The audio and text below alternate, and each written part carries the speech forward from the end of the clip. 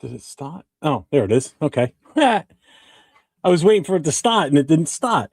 Well, Raider Nation, we got one tonight. Aaron Rodgers to Vegas, or is this just smoke before he goes on McAfee and drops the bomb? The real story. But forget the media, forget the rumors. Tonight it's about you. Do you want Rodgers in the silver and black, or is it wrong move for this team right now? So let's just hit it. Raider Nation. This is your show. This is Raider Nation Voices, where the phone lines are open and the takes are hotter than Allegiant on game day. Hosted by 401 Raider Jeff and JD Raiders First Downs.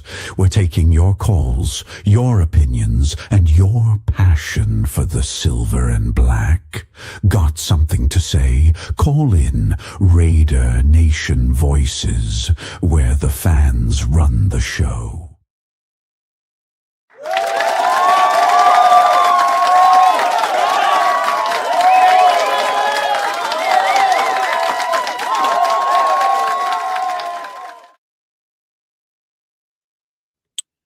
Well. Here we are, another Saturday night. It's been quiet all week. Jason, does it sound like we got some shit starting up again in Raider Nation, possibly? You tell me. To be quite honest with you, tell me. Is it starting? Oh, what happened? Can you hear me? Yeah, you there? Yeah, I'm here. Okay. I couldn't hear you. Yeah. So Rodgers to Vegas, possibly. I saw rumors about it. Someone hit me up today and said it, and I'm like, nah. So I did some looking around. I'm like, before I do anything, I want to make sure that this is actually something that might possibly be put out there for real, and I'm just not reading into it. And I don't want to put the horse before, the cart before the horse, basically. So yeah, I did find it in a few different locations that, yeah, it's being talked about. So we're going to open up the phone lines in a moment. But initially, what's your thought on this, Jason? Because if this really happens, like, Jesus Christ, what are we doing? What the fuck?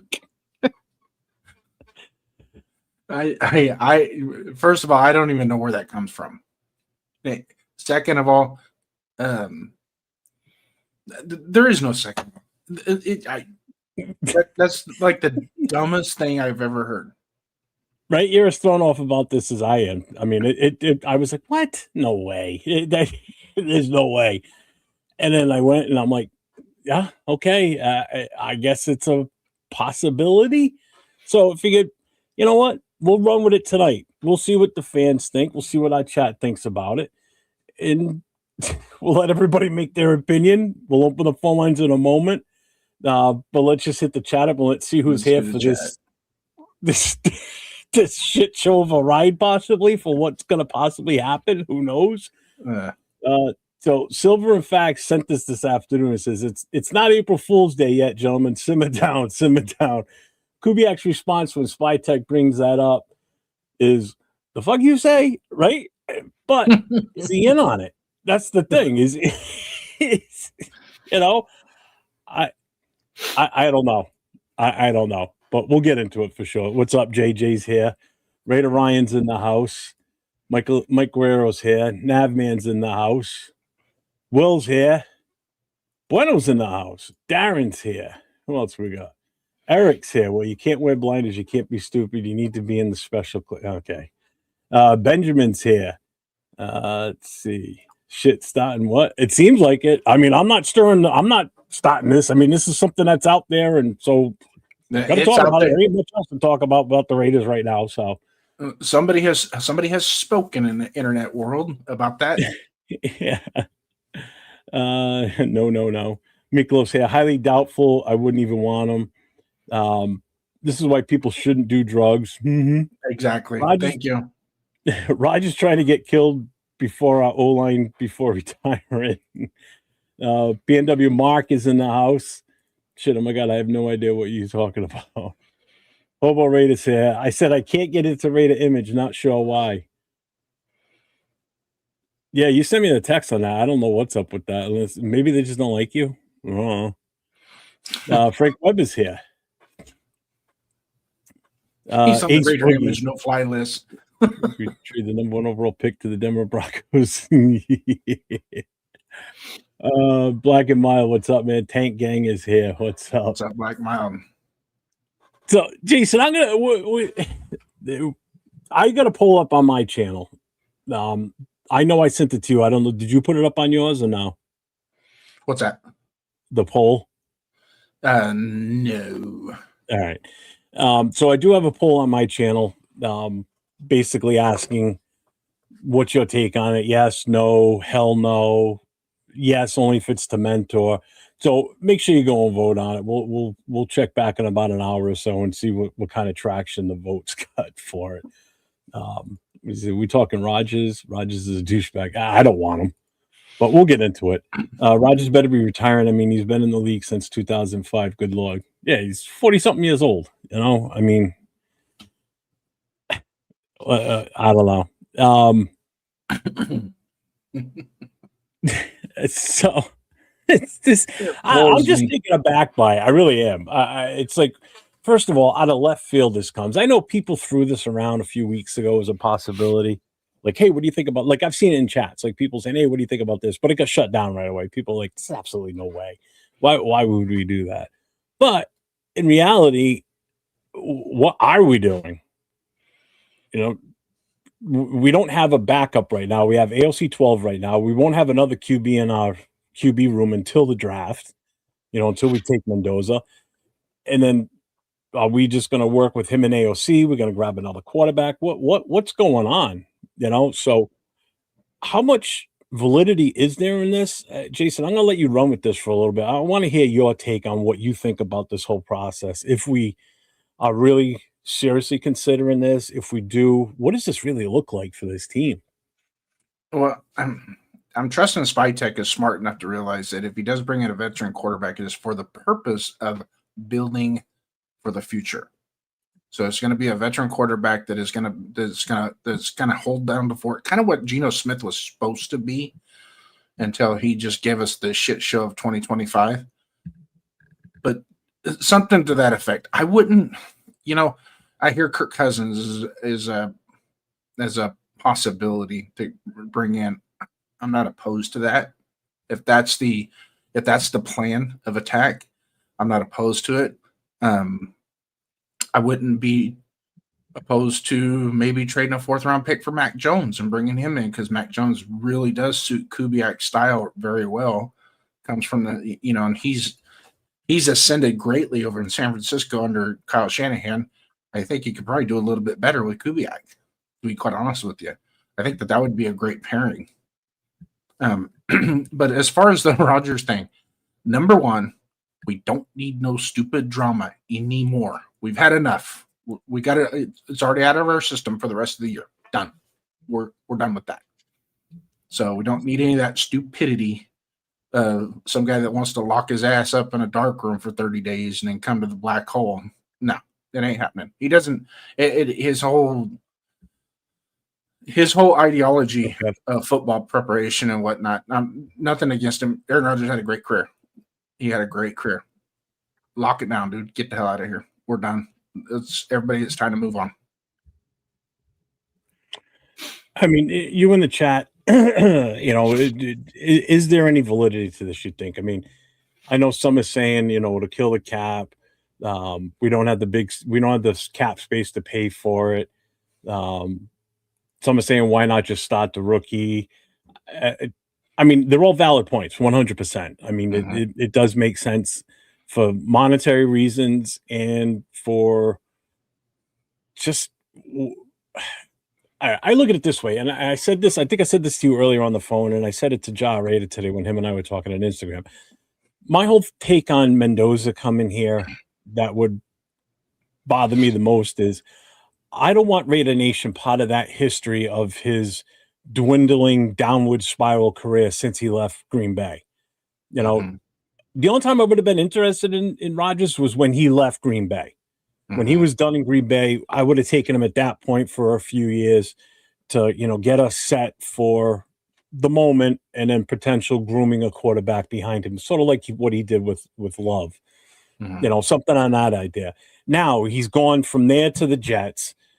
His first season, first place, snaps his Achilles, comes back the next year, has a so-so year, then goes to Pittsburgh. Then now he's in this, does he go back? I don't want to be part of this. I don't want Raider Nation part of this. I don't want to go down in the history books under Aaron Rodgers being like, well, they took a shot at him in his last season, his last year in the NFL, and it was a complete disaster, bust, whatever. I don't want to be part of that history of him and his craziness and everything that surrounds him at this stage of his career. That's what I'm looking at. Will it help the team? Probably not. If you brought him in as if he was in a coaching position, that's different. But when he's coming in and still physically expecting to play and help, supposedly try and help the team, but how much is he really going to be able to help the team? What real value does he add at this age that we can count on? He hasn't shown me anything since he was with the Jets. Didn't show me anything in Pittsburgh. Do you agree or disagree with that? I 100% agree, and especially with what Cool Kev says down here, bottom of the chat. We'll spin back through the chat, guys, but I'm going to jump ahead just a little bit. You took it off. That one, both the receivers, right there. Rodgers wants teams to kiss his ass, but teams don't have time for that. None of the 32 do, except for it looks like Pittsburgh's still kind of wiping their mouth off and putting lipstick on. So you're absolutely right, Cool Kev. There's no reason. There's absolutely no reason. I wouldn't even entertain it. I wouldn't even call his agent unless it was for some other player that agent represented. Well, when is the next time McAfee goes live? Monday, I think. I don't watch him, so I have no clue what his schedule is or anything. I think he's Monday through Friday or Tuesday through. I'm pretty sure it's Monday through Friday. I don't watch him all the time either. I think the only time I ever watched him was a couple of years ago, and I think it might have been when he was finally making the decision when he left Green Bay. I think that was one of the only times I ever watched it. Yeah. And it doesn't interest me, right?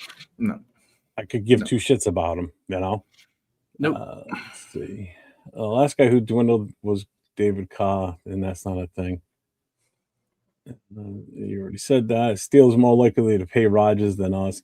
And that's why I'm surprised that's even coming out that, supposedly the rumor is that he's interested in two teams, Pittsburgh or us. That's what was said. How much? Yeah. How much validity is there to that?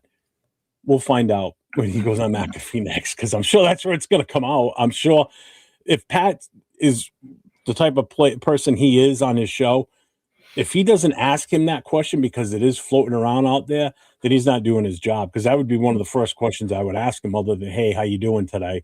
And then, hey, so what's the truth about you picking between Pittsburgh and Vegas? You don't hit him with that right away, then you're not doing your job as, that shock podcaster, I guess you would call him, really, because that's what he is. I mean, I'm sorry. That's exactly what McAfee is. What's up, Rose Town? What's going on? Yeah, he's theatrical. Yeah. Now, I know Will wants us to open up the phone lines because he wants to come in hot. Will? Yeah. So I'll open up the phone lines. Before you open the phone lines, I appreciate you letting me have last Saturday night off. It was well worth it. I had a great time. Enjoyed seeing a lot of people that I hadn't seen in years and remembering a really good man. But shout out to Will for filling in for me. You can't ask for a better teammate than Will. Yeah, that was fun last week with him. He's definitely a different ball of energy than pretty much anybody else I do shows with. I mean, Tuesday night's the same way with him, so that's why the chemistry was good last week with him filling in. It was fun. I had a good time last week. Yeah, go hard or go home. That's Will. Yeah, really. So I'm going to open up the phone lines, but just keep in mind when you guys call, there is a voicemail, actually. So I will play the voicemail first, and then I'll say what I want to say. Are you kidding me, bro? Ain't nobody want no senior-ass Aaron Rodgers in the building. Bro, nobody needs a 43-year-old quarterback to come in, especially the Raiders.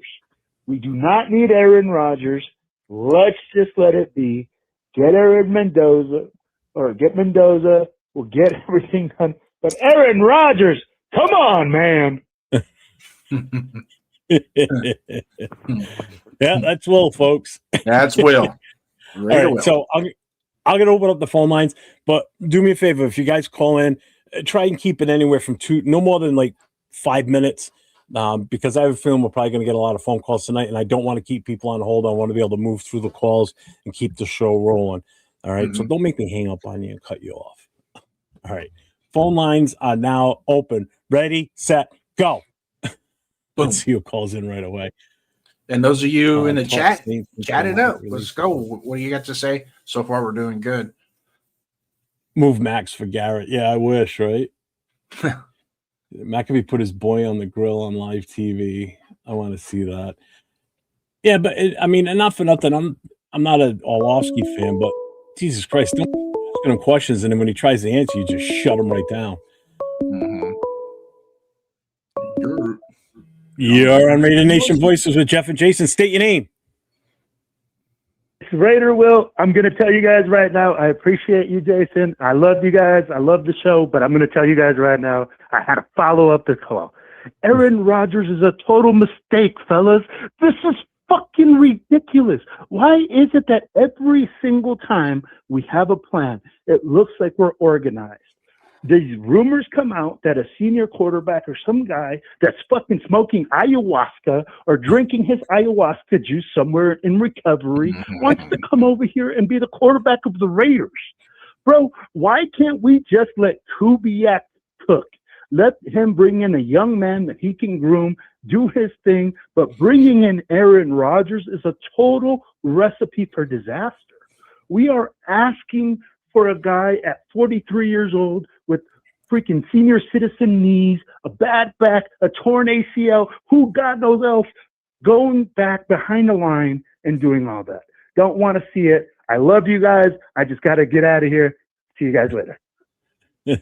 Thanks for calling in, There Will. you go. Have a take. Don't suck, my guys. Yeah, and there you go. That's how it's done, folks. Yep. Just like that. So just a reminder, the poll is on my in my chat on my channel. Should the Raiders sign Aaron Rodgers? Yes, no, mentor only, or hell no. Those are your 4 options on the poll. All right.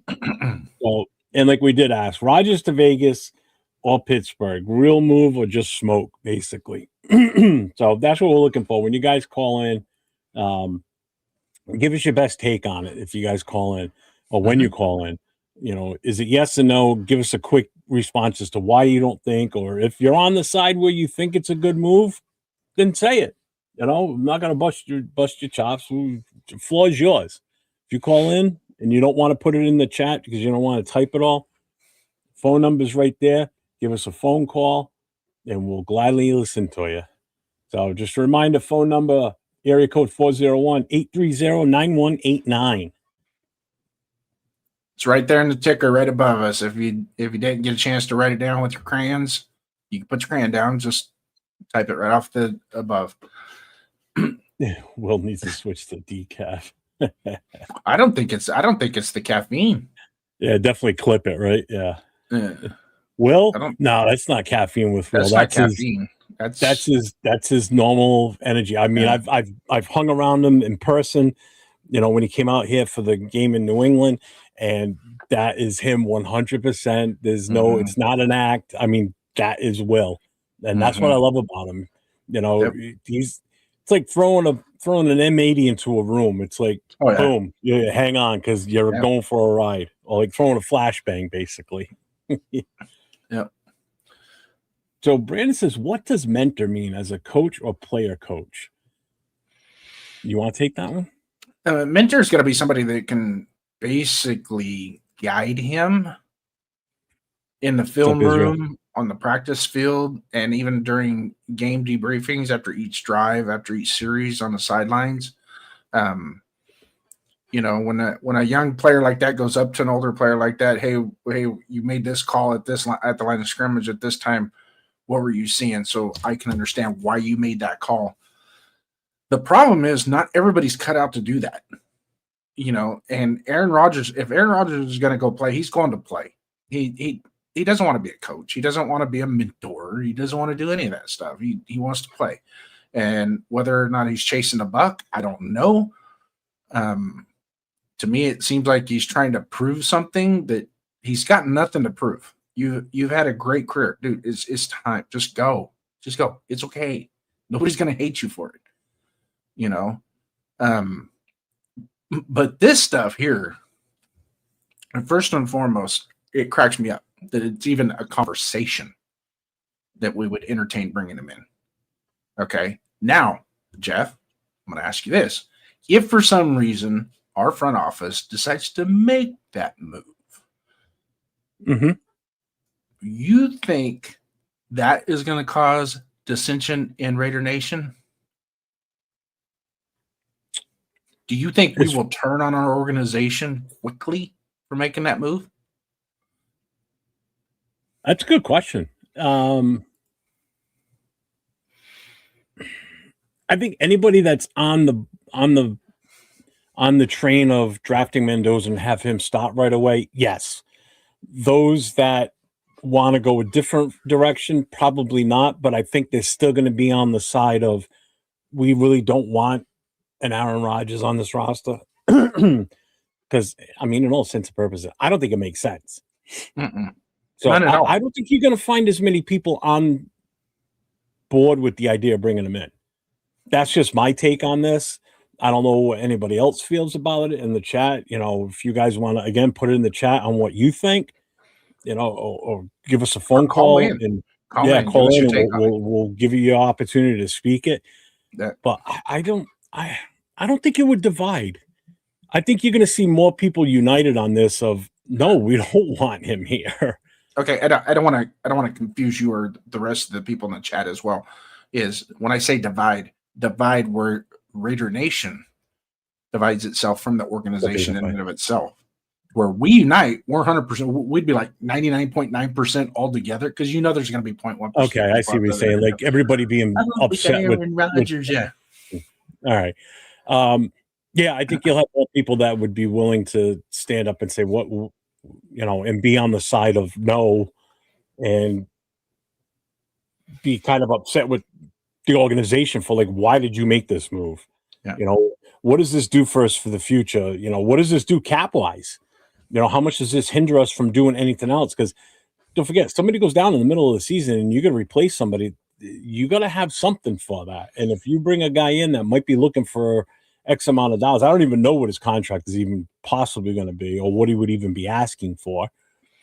You know, so it just doesn't make sense financially. I think it's a bad move. No. My take, my overall take on it, and this is exactly what I would say. Mark Davis, Spytek, you really do want Raider fans to sell all their damn season tickets, don't you? Because do stupid shit like this, and that's exactly what's going to happen. Your stadium will constantly be filled with Bronco fans and Charger fans, and hell, you'll probably even have Patriot fans in the stands when they ain't even playing the Patriots. So they're stupid enough to buy those tickets too. Yeah, Cool Cap's got a good question here.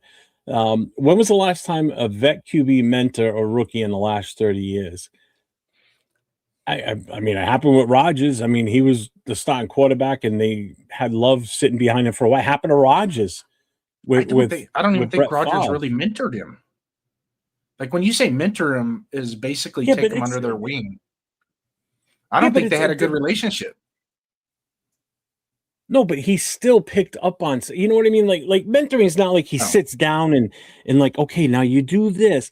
Mentoring is just watching by example too, like how to run that offense. You know, how the verbiage. The mentoring is not just not just sitting down and talking to the guy, and it's so much. Mentoring is watch me as I do it, and you'll pick up. You know what I mean? Just set the example. Just set the proper example for the young guy to learn from. Yeah. Okay. My definition of mentor is actually taking them under their wing and coaching them, and telling them the ins and outs of every aspect of what they're going through. On certain coverages, what his philosophy is on certain coverages and where he likes to audible, just stuff like that, and relaying that information back and forth to the young guy. That's Okay. my definition of mentoring, and up to and including off the field as to how to prepare yourself, prepare your body, nutrition, all that stuff.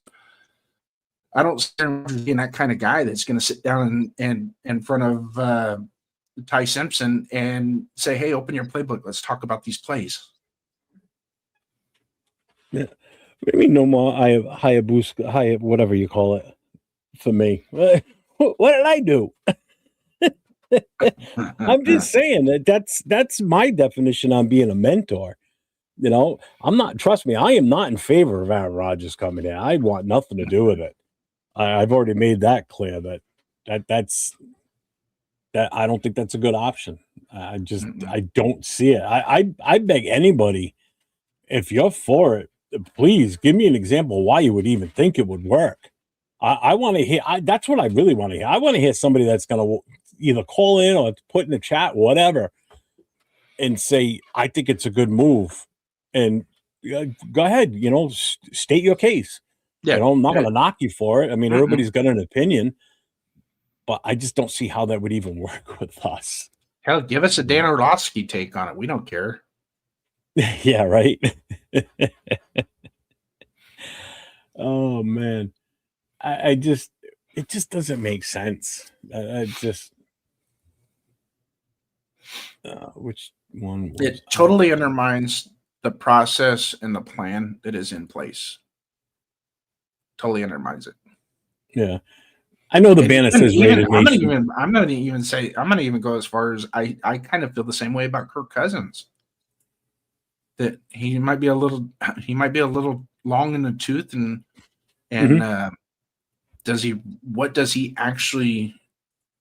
what benefits will he have for the young quarterback? You see what I'm saying?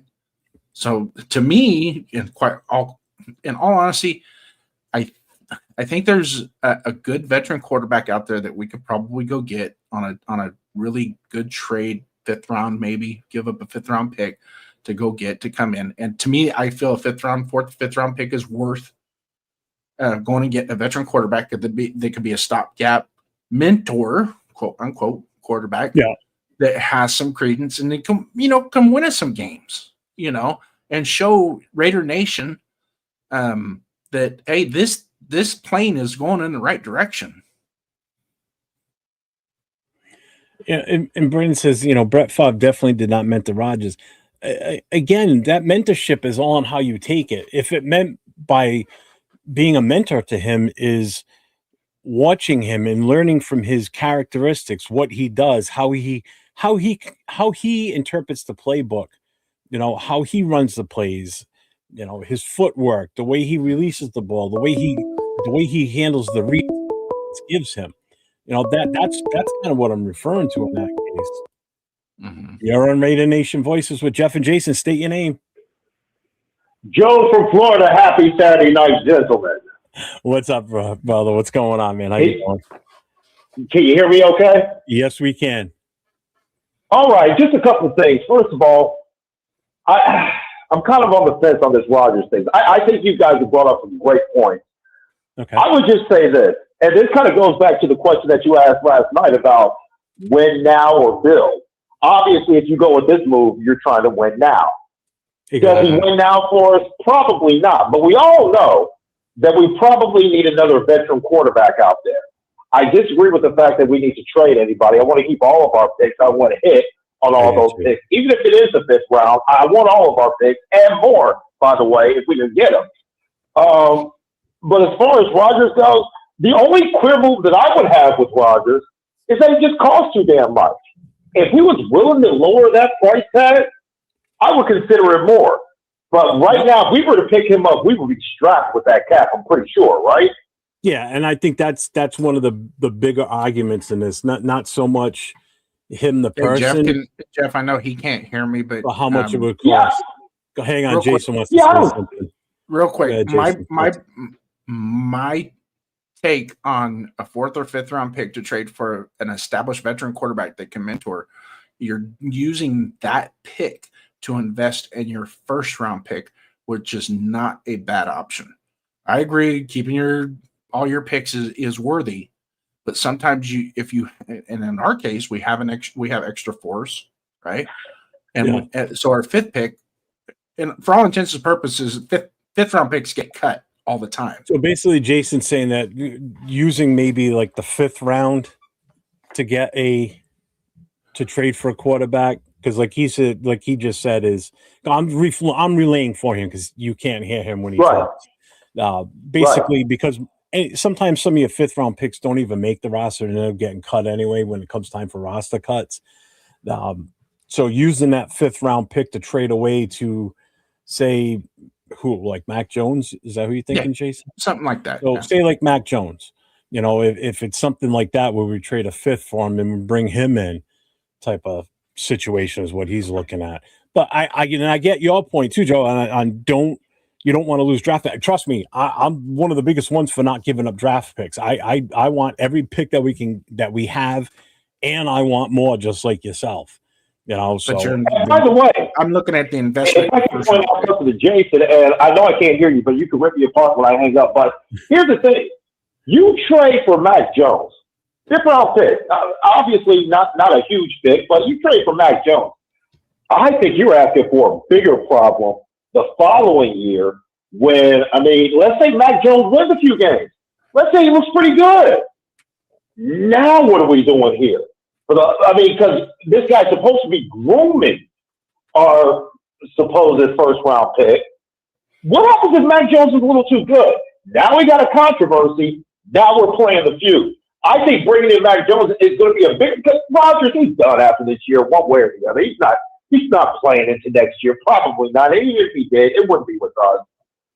So whatever problem, and I know Rodgers is a weirdo. We all get it. Yeah, you think? But if he lowers that price tag, I would certainly consider it. Fair enough. I mean, it's your opinion, and it's a valid one. It definitely is. And you raised the same question the same concern I did, as far as the price tag. What's it going to cost us? Because we don't have a ton of money left over. But again, we still have to keep some for any emergencies coming up. If somebody, absolutely, God forbid, we lose, like say Max Crosby for an injury, and there's someone out there that we can pick up, but we got to pay them, or we trade for them. We still got to pay that contract, or if, wide receiver, offensive lineman, especially left tackle. It happened last year. Colt Miller went down, and luckily Forsyth was a free agent, and we pulled him in. Do we have to use, if there's a guy out there that wants to get traded from another team that's a left tackle, if something happens to Miller, because we just don't have that guy yet to solidify that left side. If we don't have the money to pay it because we brought Aaron Rodgers in, well, now what? We just rob Peter to pay Paul type of thing, So it makes sense. I think the number one, and the age is the second, to be honest with you. And then third is all the crap that comes with Aaron Rodgers. This whole like I said, he's a weirdo. For him. But one last thing, and I'll hop off of here. I think the guy that we're going to bring in, and clearly we all know we need a veteran in there. We're not going to roll with AOC. I'm tired of this AOC talk. This guy's a survivor. I don't know how he survived this long on any NFL team, let alone ours, but I'll leave that for another time. We obviously need to bring a veteran in, but this guy, whoever we bring in, isn't he kind of one and done? Isn't that what we're not looking to really move him into next season, are we? Because by that point, hopefully, we've got a starter that can take over the reins, right? So we're kind of looking, and in fact, maybe not even a one and done, maybe a 7, 8, 9 game run, and that's about it for him. Isn't that what we're looking at for this guy? Yeah, I get what you're saying. Definitely. It's not a long-term solution, basically. Just to hit you on the AOC thing, I think the main reason AOC has been with us and we haven't gotten rid of him is, one, he is a viable backup, but he's under a rookie contract, so you're paying peanuts for him. You know what I mean? He is still a decent backup. And again, what you're paying for him, you would pay almost double, if not more, for a different style, free agent or whatever. So you're getting him for peanuts. So you are saving money there in the long run, to be honest with you. But as far as if you say so, yeah. Well, I mean, in all honesty, no one else, and we've had 3 different head coaches with him, 4 different head coaches with him, and he never got caught on any one of the 4. No, he's, like I said, the guy's a survivor. Say whatever you will. He's a survivor. Yeah, that's 100% for sure. All right, listen, thanks, guys. I will continue to listen to the show, and thank you so much. No problem, brother. Thanks for calling in. We appreciate you. That was a good call. That was good. Good call. Well, we found one. Hobo said he's in for it. Yeah. And I used the Mac Jones, him in What's up, antisocial? Just as an example, I'm not saying it has to be, you don't lock yourself into, but bringing in an established veteran that can step right into Kubiak's playbook and execute it, and then set the example of what our young court. It's an investment. Using a 4th or 5th round pick to get somebody like that, you're investing in that pick to help him, which in the long, if you look at the big picture, is going to be worth more than just what that 4th or 5th round pick is. Obviously you don't know what you're going to get in the 4th or 5th round. There's been all pros and pro bowlers that have come from the 4th and 5th round. I get it, but the likelihood is very, very small. But to use that pick, I would just think about it. I mean, it wouldn't be a bad idea and then help establish that offense, get some continuity built into that offense at all the other 10 positions, and make it viable. There's nothing wrong with that. Let's just circle back to the whole mentor thing, because I can answer Navman's questions. I actually got a really good answer for that one. With Navman being former military, myself being on the fire service, you being a former police officer, we all had mentors when we were in those respective careers. You had guys that were senior to you on your job that you learned from, the rights and the wrongs. Some that did something wrong, you learned, well, I'm not going to do that because that was what happened to this guy. And same thing in the military, just like Navman says, you take somebody that's junior to you that's coming in, and if they want to succeed, then they need to follow the same footpath that you did, because you've obviously succeeded. You lasted X amount of years in your position. In my case, my mentor growing up when I was in the fire service, and I know it's going to be weird, but it was my dad, because my dad was on the fire department. Obviously, he was way senior to me in the fire service. I learned a lot from him as far as, because he was one of the main instructors at the time in the state of Rhode Island. So I learned a lot from him. I have a lot of the same tendencies and mannerisms when I was on the job that he had, and then I picked up bits and pieces from different guys that were senior to me. And as I moved up and grew in my position, I did the same with some of the newer guys coming in. I always took the newer guys under my wing and showed them the ropes as to how we do things, why we do them, and then best practices, and sometimes like shortcuts that's going to help you get something done quicker and a little bit more proficient and still stay safe while doing it. Not this gung-ho type stuff like you see on TV, which is absolutely ludicrous. So everybody's got a mentor. You got somebody that's senior to you in your job. You learn just from listening to them while they're sitting near you. If you work in an office, you pick up on what they say. Mm-hmm. It's the same thing in the realm of doing this on YouTube too, if you think about it. Mm-hmm. Somebody that you do shows with, what you do rubs off on them in a way, because they pick up your tendencies. And if you're having success, then they're going to start having success. So what you're saying is 805 is my mentor. Yeah. Yeah. He's your daddy. So, I mean, that in my opinion, that's what a mentor is. And Antisocial Raider said it already too, in a few chats ago. Mahomes had Alex Smith. Andy Dalton was there for Bryce Young.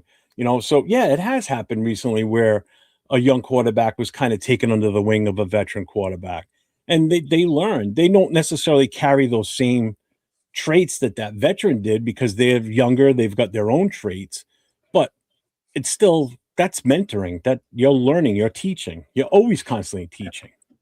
I have a different understanding of what an actual mentor. To me, a mentor is more like somebody that actually tutors, not just goes But it's out still and the same performs. thing, though. Yeah, I mean, I'm not. You know what? To be quite honest with you, they can be. They can be, as long as it's acknowledged as such. I look at it this way: in like the football world, it's you're given a playbook. So what you learn from the playbook, that's on you, because that's a mental thing, and you reading and and you retaining that. So nobody can sit there and force you to retain it. Okay. But in football, it's the physical aspect of what you as the quarterback is doing out on the field, the way you handle yourself, the way you do things on the field. That rookie, that younger quarterback is going to pick up on that because he sees how you maneuver in the pocket. You may have different physical abilities, but now he's at least got an idea on what he can do with his abilities versus what you do. So if he sees a way a defensive end plays against you and the way you handle it, he might handle it a little bit different, but he still takes some of those tendencies from you as the veteran. So that's how I looked at it. Fucking cool, Kev. Well, I'll let you read it, and we're moving on. Go ahead. You just read it. I'm doing something else right now. So Jeff's mentors used every variation of the F word against him and probably showed him hustler and playboy. LOL. Well, if it was my dad, for some reason, I think you're right. Okay. Black and Mild, thanks for coming in, man. Vets ain't shit nowadays. The offense is the same from high school to the pros. I'll be quite honest, it's crazy how the NFL has really started to conform their offensive schemes to suit these guys that are coming out of high school and college, where it used to be the other way around, So it's kind of like, I don't know. The big picture, and I know I've gone back and forth with some other people and whatnot, and some other content creators, and this, that, and the other thing. But the big picture, and in my overall evaluation of quarterbacks over the last, say, 8-9 years, are garbage to begin with. I don't think anybody has come in and actually been that guy. I really don't. I mean, other than Trevor Lawrence, because he went from high school to college and was and from college, his last year at Clemson wasn't really that good, but the first two were phenomenal, and he was a national champion. But in all honesty, the rest of them, I just don't see a real true blue blood quarterback. I just don't. I mean, I think Andrew Luck was the last one, maybe, that we saw that came out of college and into the pros that you just knew was going to be all that in a bag of chips. I mean, I know I've explained or I've talked about the whole mentorship for a little bit here. I'm not big on bringing in a veteran quarterback for that reason and that reason only. Like, because that's what everybody says. Well, let's bring it in. I'm not a big fan of bringing in a veteran for mentorship. I'm a fan of bringing in somebody that is going to be able to start while we give Mendoza time to fully get acclimated to the system. That's how I'm looking at it. I'm not looking for a guy to come in and mentor, because we just hired a QB coach. That's, in all honesty, that's kind of his job. Yeah. Coach Gravy, it's nice having a veteran presence around you. It's nice having that veteran presence. Hey, Gravy, what's up, my guy? I haven't seen you in a while, Gravy. Miss you, brother. Squirrel. Freaking squirrel. Answer the phone, would you? You're on Raider Nation Voices with Jeff and Jason. State your name. Hey, what's up? What's going on, Nav? Hey, what's happening, man? Hey, I wasn't going to call. I really wasn't going to. But we talked about the mentorship thing. Yeah. In the NFL, I don't think it even means shit, to be perfectly honest with you. We've seen it over and over again. Mentorship is nothing. So the mentorship comes from your coaching staff, your quarterback's coach, and that type of stuff. So, look, here's the thing. If we draft Mendoza #1 overall, you can expect we're probably going to start the dude right off the jump. And if we don't, then AOC can take the pounding for the first couple games. That's okay. It's okay. It's okay. Jason doesn't like that answer. He just palm faced himself. We just don't need Aaron Rodgers to create a cancer throughout the building. Oh, I agree 100% with that. Kirk Cousins. Yeah. We don't need a Kirk Cousins that's going to cost us millions of dollars. Yeah, he's not going to be cheap. Yep. You know what I mean? The Jacoby Brissett, if you could get him in the building for a modest number, that would be good. But damn, we just don't have to. I just don't think we have to do that. And I don't think this coaching staff is willing to do it either. I think we've come down a road where we're just like, look, we're looking for character, not necessarily for talent, and that's where I think we need to be, and we need to stay there with the character. We got a lot of nasty stuff going up across that offensive line that's going to be unique. Going to be unique across that offensive line. Lindy, that dude's a monster. And then JPJ on either side of him. And then a couple of young dudes, we didn't really even know who they really are. Grant is actually a lot better than what people think. I've watched a lot of film on the stuff that he was doing at the end of the season. Yeah, I agree. Dude, we just got to have the right coaches in the room now. So I think it's a little bit hard to say Aaron Rodgers, really? You're going to bring that nasty mess in the room? Let's not do that. Yeah, no, I agree. And as far as Grant and Caleb Rodgers, we just didn't see what we were hoping to see last year, and it wasn't their fault. I've got hope for both of them. I really do. I really, really do. We just didn't get a chance to see any of it because the thing about it is about halfway through the year, those dudes should have been playing every single day. Every single day. I had actually slated Rodgers. My prediction was that he'd be starting around the bye week. He didn't get a start until like 3-4 weeks after that, and even at that, it was kind of spotty. And then they gave him the permanent spot, and I thought he was fine. Yeah, he's a rookie. He's going to get beat a couple of times. It happens. I get it. Sure, but absolutely. For the most part, I thought he played pretty damn well. I'm hopeful for this kid. It's just one of those. We don't know what we have really. That's what I'm tell people. We don't really know what we have. We don't even know what we have in Besh. We really don't know what we have in Thornton either, because it wasn't an offense that could actually do anything because we didn't have a running game at all. I mean, wide receivers thrive when you can run the football. So I promised myself I wasn't going to call, but when the mentorship thing came up, I'm like, look, the mentorship comes from your coaches.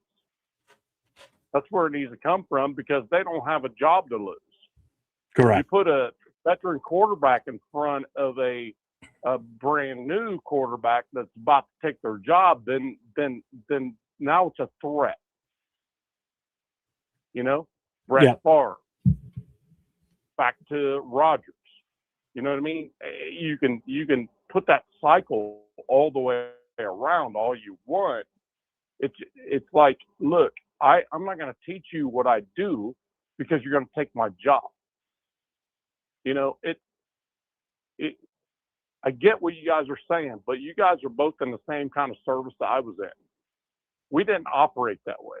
We built ourselves where it's like, look, I'm going to go this way. I'm going to move this direction, but I need somebody behind me to take my job. But when you're a quarterback, the end in the NFL is the end. You know? So yeah. Actually, in my industry, we did have on mentors. It is a little bit different in the military, the fire service, and the police department. There wasn't really an end to it. It just you just needed to train your replacement day in and day out. Otherwise, we would get smoked, right? Yeah. So my point on the mentorship is that you don't bring someone in that wants at 43 years old that wants to be a Pro Bowler again and go to a Super Bowl into a team that's trying to build. You just don't. Yeah, and that you know what? And I agree 100%. That's exactly why I don't want Rodgers too. Is we're trying to build for the future, and I think it's only gonna he's gonna be a crutch, and I just don't want to deal with it. I don't think the coaching staff should have to deal with it. That's not the thing. I would rather if we draft Mendoza number 1, which I think we're going to, I would rather throw him right in the damn fire right off the get-go than have a crutch in front of him. I'd rather do that than that, because it's not going to work either way. That's my point, and I'm sticking to it, and I'll die on that hill. Yeah. So, all right, guys. Hey, great show. Appreciate y'all. Thanks, brother. Thanks for letting me in there. I appreciate it, man. No problem, man. Thanks, Nav. Right, good call. So I'm going to throw. Yeah, what's up, Jack? I see you in there, brother. Raider Nation. Well, I know we're way behind on the chat. You want to get caught up in the chat real quick? Go ahead, hit that one, and then we'll move on. Okay. It will become the Rodgers show. Mentors have a responsibility to lead by example and set a standard for the new recruits. That's exactly the point that I'm trying to get, is just set the example, and it helps build the rest of the team up into the confidence ether.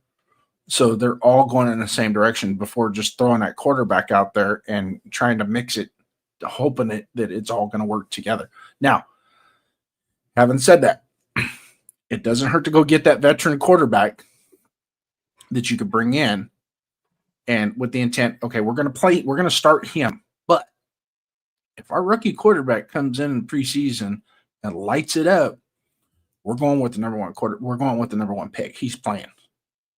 No ifs or buts about it. And the standard should be the number 1 pick should be playing.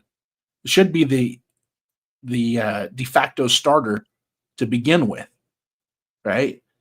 But you still want to kind of have that somebody that can acquiesce to the program and get it to move forward just a little bit. AOC is going to be learning the playbook just like Fernando is. Okay, so to say AOC can be that guy, no, because he's going to be learning it just like Fernando. The only thing AOC is going to have over Fernando is he already has a good concept of the speed of the game. Mm-hmm. That's it. Maybe. And even then, I still don't think AOC has quite grasped the speed of the NFL game. I think it's still a little too much for him. We'll see. I mean, we are going to see, because at this point, he's going to get first crack at starting. There's no two ways about it. You guarantee preseason he's going to get some play time, because until Mendoza shows that he can do it, AOC's the guy, unless we bring someone else in that can learn just as fast. Mm-hmm. That's why I'm saying it's going to be interesting what happens this, during OTAs and mini camps and the actual summer training camps. What type of QB competition we have here. Who's in the competition? Is it AOC and just Mendoza, or is it AOC, Mendoza, and someone to be named later? to be determined. It could be Tyson. We don't know. Yeah, Job Raider says Jeff can confirm Tom Pelissaro Mendoza has been learning Kubiak's playbook by ex-QB Brian Greasy, who worked with Kubiak in 2023, and he has that Minnesota connection too, Michigan connection. Sorry. And I saw your post for Shaq about Jack. It's already been done. See, mentoring in the NFL is all smoking mirrors. Even big name quarterbacks still fighting to keep their job. True. Of course you do, Bueno. Actually, is it you or your fridge? G-Fam's in house. What's up, G-Fam? What's going on? Let's see. Agreed. Luck is the last of the OGs. And that sucks too, because Luck, a good quarterback too. To watch him get his career cut short. This is the telemarketer calling. You're on Raider Nation Voices with Jeff and Jason. State your name. Hey, what's up, brother? This is Mr. Bakes. How you guys doing? Yeah, I can barely hear you. Who is this? Give me 1 second. Yeah. I said, this is Mr. Bakes. How you guys doing? Hey, what's going on, man? What's up? Hey, well, I was just calling because you guys were talking about Rodgers and mentorship, and honestly, just like the other guy said, he's not really the dude that does that, but honestly, there might be someone that could, and he has a relationship with Kubiak from the Saints, talks about it all the time. I think you guys know what I'm talking about there, Carr. He could be someone that just steps in for a second, just to be back there like a QB mentor coach, not someone that's going to be someone that's going to play, but more in the ear helping Kubiak, because he's been on, talking to him this whole time as well. He's always had his number ever since he left the Saints. So I feel like that might be someone that could do it. If not, the only other person that I could see that would be a positive influence for him if they were to let him go, because he is on a 2-year contract and he's got a $5 million cap hit, would be Jameis Winston, because he sucks. And either way, he's going to throw 1,000 freaking interceptions. So they're going to start Mendoza after that. And at least that gives him some kind of outlook to see, hey, this is how you're supposed to try to lead a little bit. I mean, it doesn't look like Mendoza needs help at that, but still the NFL level's different. I know that people have gone back and forth on this already about, Derek Carr. I know I haven't really addressed the whole Derek Carr thing. I don't know how I really feel about that. I mean, I'm fine with him coming back to the team, signing that contract and retiring as a Raider. I'm 100% for that. A 1-day contract, retire Raider and move on. But as far as him coming in here and being that guy, I mean, first of all, again, that's going to split the Raider Nation fan bases. More than Mendoza. More than Mendoza. Yeah, because you had so many that liked and loved Derek Carr when he was here, and when he was gone, that really bothered a lot of people. And there were a lot of people that were glad to see him leave. So what type of effect does that have right now if we were to bring him back? Is that going to bring that divide back again? Well, I always like Derek Carr. About him starting. Well, yeah, I mean, if you're bringing him in here, he's going to start. Let's put it that way. Because he will be. No, for me, I was just talking about mentorship. I was talking about, as a QB kind of assistant coach or something like that. Someone. So you're talking about bringing him in as mentality. Okay, so you're talking about bringing him in on the coaching. Yeah. So you're talking about bringing him in on the coaching staff, not actually as a player. Right. No, not someone just to be in front of him. I don't think that there's anyone who's going to play in front of him that he can learn from. He's already got Tom Brady in the building, one of the best people to mentor from. You know what I mean? But at least Carr's got respect from everyone, and he, likes him, and he's got, some kind of respect from Kubiak. I just feel like that's someone that is not going to play, but at least is going to be able to show that this is how you're supposed to lead the organization. This is how you become a Raider. And even though he's not, ever going to, I don't think, break that record in a while, but I'm sure Carr wants him to break all his records too. I think he said it a couple of times in his podcast. So that's someone that you want, behind you to kind of boost you into the person that you should be. All right. I get where you're coming from now. My only pushback, I think, on that would be, if that's the case and we were going to do that, then why would we hire a QB coach? Then You know what I mean? Because you've brought in these offensive coordinators, these other offensive coaches. We didn't think we were going to get a QB coach. We finally got one. One that's going to be able to really work with him and work with him well. He's part of the Kubiak tree from years ago. He's familiar with the system. So bringing Carr in, will that just muddy up the waters, in my opinion? Yes, I know Carr has familiarity with the system because that's what Kubiak ran when he was down in New Orleans, so he would be familiar with it. I get that part. I understand that 100%. But as far as him being like that coaching style, it kind of negates even bother bringing in a quarterback coach, because if you're going to have Derek Carr there, how much interaction is Derek going to have with him versus the QB coach? And does it affect anything that the QB coach is trying to do with the rookie, because Derek is thinking in a different mindset? You know what I mean? Is it gonna cause distraction? Is it gonna cause an issue? That's why there's one person in charge of Mendoza, and that being the quarterback coach, rather than having like another assistant quarterback coach, could be the issue. Could be an issue, I should say. If he's there as a because now they're bouncing ideas off each other as they're out there practicing together and running the plays, and that's a different aspect. But when you're just standing on the sidelines as a coach and throwing your points out there, I just don't know how that would work. I guess what you're saying is that, that's not different than leading by example.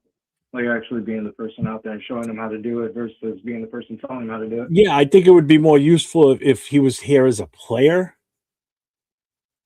And let's say he comes in and we're like, all right, well, you're going to be the starter now. AOC is going to be the backup. Mendoza, you're starting at number 3. You are the rookie. That's how it goes. And you're going to work your way up. Show that you can progress and move ahead of AOC. And then once we think you're ready, then it'll be time for you to take over from whoever it is, if it's Derek or somebody else.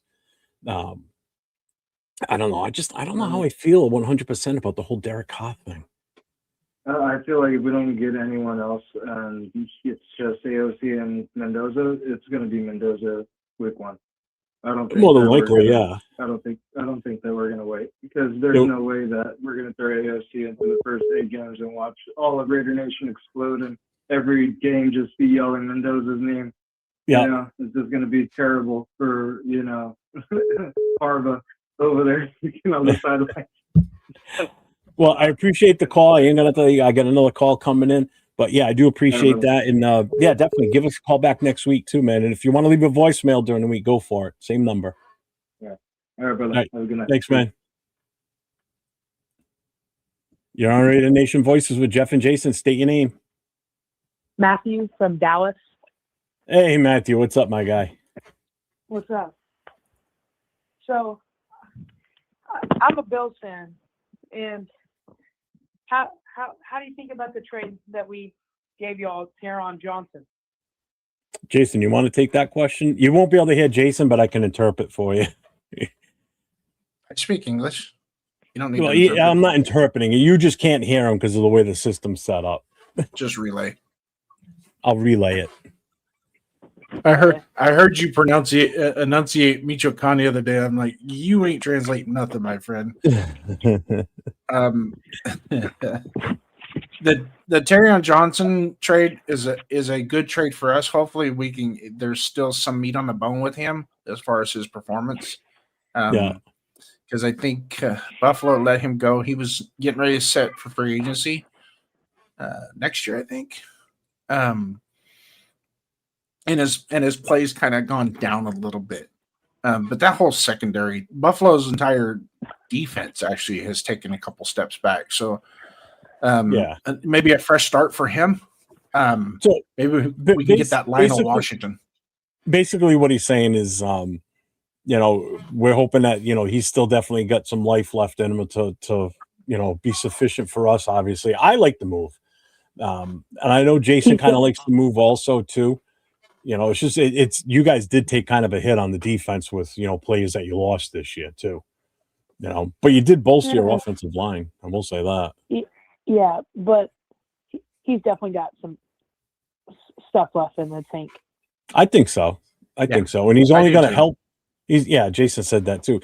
He's only going to help our secondary. I mean, because that was obviously one of our weaknesses last year. he was kind of a nickel corner, and we're now that we have a new defensive coordinator that's running a 4-3, we don't run nickel anymore. Yeah. What's up, Marcus? Do you think the Bills can win the Super Bowl? Absolutely. I think so. I don't think they're Run the far ball. off from it. Run the Yeah, they just got to run the ball, man. Everything goes through Cook and Josh Allen. That's Cook, it. Cook is just he's such a good running back, man. I wish we had him. I think a lot of teams wish they had him. But I definitely appreciate the phone call, man. Call back on Friday nights. Friday nights, I do a show where we talk just all teams in the NFL. So we can definitely go further into your Bills if you want on a Friday night show. Yeah, I will. All right. All right, man. Thank you. Thanks for calling in. I appreciate it. No. Let's see. Whoever that was, if you want to call back, I was just answering it and you disconnected. Marcus, what's up, Marcus? How you doing, brother? Salute Marcus, man. Nav, man. James Furpo's in the house. Jack Kenna. Salute to all you guys. Tanner Jack's here. What's up, Tanner? Tanner Jack coming in hot. Buenos Refrigerators running smooth tonight. Thanks for coming in. I agree. I don't think Rodgers is the right guy to make. Double R20. I think Double R24 is in here too. Rorschach. Thought I saw him. Yeah, he is. I saw him earlier. Yeah. He's probably sitting back, cooling his thumbs down a little bit right now. We haven't had we're missing Chronicle episodes. So. Missing Rorschach and his Chronicle episodes. Jesus. Let's see. Where are we? AOC is balled out. Jeez, man. Dementor, what's up, man? A lot of AOC hating. Yeah, right. AOC's my guy. Hey, I didn't quite catch it, but did you mention something about making Mendoza the third string while we're building this? I didn't quite catch that. Did you mention him being third string? When he comes in day one, as soon as he signs his contract, hey, if we got another quarterback ahead, and if there's AOC 12 and say we bring in, I'm just throwing a name out there, everybody, don't kill me. Say it is AOC 12. I'm sorry. Say it's Derek Carr. So it would be Derek Carr, AOC 12, and Mendoza's number 3 on the start. He has to be. You can't put him at number 2 or number 1 right away. He's got to be at number 3 because you don't even know what you got with him with that system. You know what you've probably already got with AOC 12. He's been there since Kubiak got hired. So he's already had time to understand what's going on. You're on Raider Nation Voices with Jeff and Jason. State your name.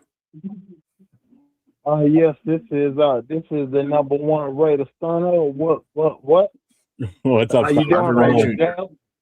Hey, this is Harvey. How you doing, man? Good. Yeah. What's going on?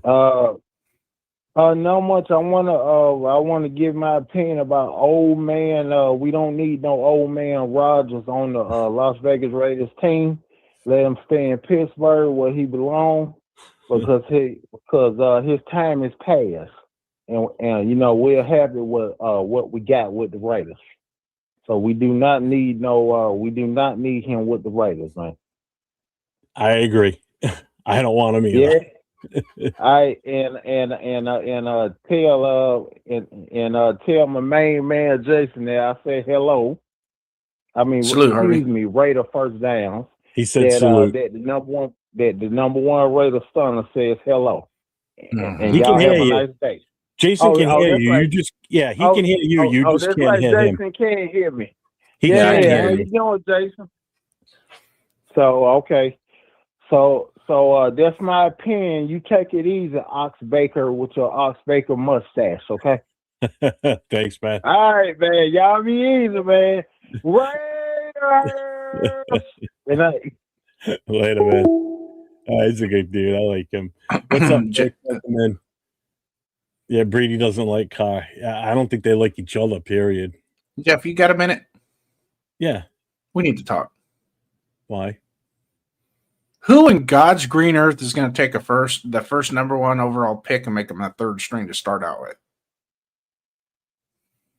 What are you going to propel him right away to number 1? No, he's number 1 until further notice. Why is he number 1? He's the number 1 pick. But if you bring in a veteran quarterback, that doesn't necessarily. Okay. When we drafted Derek Carr in the second round, who was our starting quarterback going into this season? Say that again. Who was? When we drafted Derek Carr in the second round, the same year we drafted Khalil Mack and Gabe Jackson, who was the starting quarterback that we signed as a free agent to be the starter? It was Schwab, wasn't it? Matt Schaub. Schwab, You're whatever. Close. Yeah. I know. That's right there with you. So stupid Schwab commercials I get. So Matt Schaub is the number one quarterback. Derek Carr is a second round pick. So his job is to earn the first pick, earn the starting reps, right? Yeah. What did he do? He went out and showed in preseason that he is worthy of getting number one reps and number one start. Okay, and so should Mendoza until he proves otherwise. He needs to. But he ain't going to do it from third. He ain't going to do it from third string, dude. Good Lord. He's going to be listed as quarterback number 3. He has to be. The third string quarterback maybe get 10 reps per practice in preseason. You know he's going to get more reps than that. He's the golden boy. He's the number 1 pick. You know he's going to get. But on the depth chart, he's still going to be his number 3 until he moves up. Plain and simple. Yeah. That's just the way it is. That's how it should be, and that's how it's probably going to be listed. If we have if we have 2 quarterbacks, then does this even make a difference? You mean he's going to be number 1 right away? When we draft him, it's for the purposes of him being a number one on the depth chart. Well, you're drinking that Kool-Aid too hard, bro. Even 805 will tell you that if you draft him at number 1, he has to be the number 1. Our star defensive end. We got him in the 4th round. Was he put in as the number 1 right away? Nope. Or did he have to start at the bottom and work his way up? So should Mendoza. Whether you're the number 1 pick or not. Start at the bottom and work his way up. He was already so much better than anything we had on the roster. Genty automatically was the number 1 because we had crap for running backs on this roster when we drafted him. Seriously. So if we go get a veteran quarterback and bring him in, and Mendoza is better than the veteran quarterback, we're playing Mendoza. No, and I'm not disputing that. I'm talking from the time we sign him until the time that he moves up. He should be listed as number. If we got 2 quarterbacks before draft day, and then draft day comes, and we take him number 1, he moves to the bottom of the list, and he's going to work his way in. He has to. He has to show that he can supplant AOC 12 as the backup, and then that he can now beat whoever the starter is, whoever's the number 1 quarterback. I see where you're coming from. That's what it should be. You're not going to automatically just give him the reins in number 1 and let's roll the dice and hope for the best, folks. Let's see where this takes us. How is that fair to him in the first place? You're not even giving him a chance to get acclimated as the number 3 guy, just to kind of. You don't want to. All right, look at this. This is where I think everybody's got this disconnect with no matter who comes in at quarterback at the number 1. Well, I'm not singling out Mendoza, but it's Mendoza's going to be the number 1. Let's pick. Change the name. Let's change the name. It's change Bob name. Smith is our quarterback. Bob Smith. Thank you. Okay, we're taking Bob Smith. Bob Smith comes in. He won a Heisman, won the national title, undefeated season. Everybody loves him. They absolutely adore this guy. Mm-hmm. How fair is it to him? Offense. Well, it doesn't matter about the offense. How fair is it to him to come into this team that just drafted him number 1 overall and say, all right, first team reps, get out there, let's go. You're the number 1 guy. Why not let him start slow to make sure that he fully grasps everything before you put that pressure on him? Why are you going to throw pressure on this guy right away? You got to give him a chance to learn, because then if he fakes, then guess what? Everybody's going to be screaming about it because he sucks. So why did he do this? Your Raider Nation Voices with Jeff and Jason. State your name. It's your old pal Kenneth here. Hey, Kenneth, what's up? Not much. As far as this whole situation with Mendoza, all I gotta say, the Raider fans, pump the brakes a bit. Don't make assumptions regarding him until you get a chance to see him in action.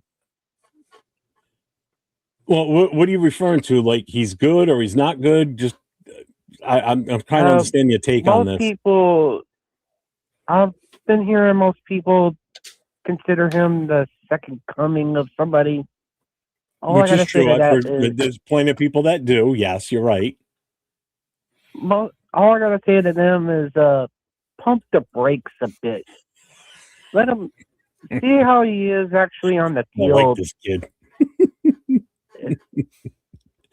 That's why I like this guy. See how he is on the field.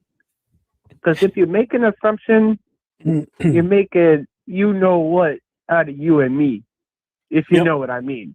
Yep. Yep.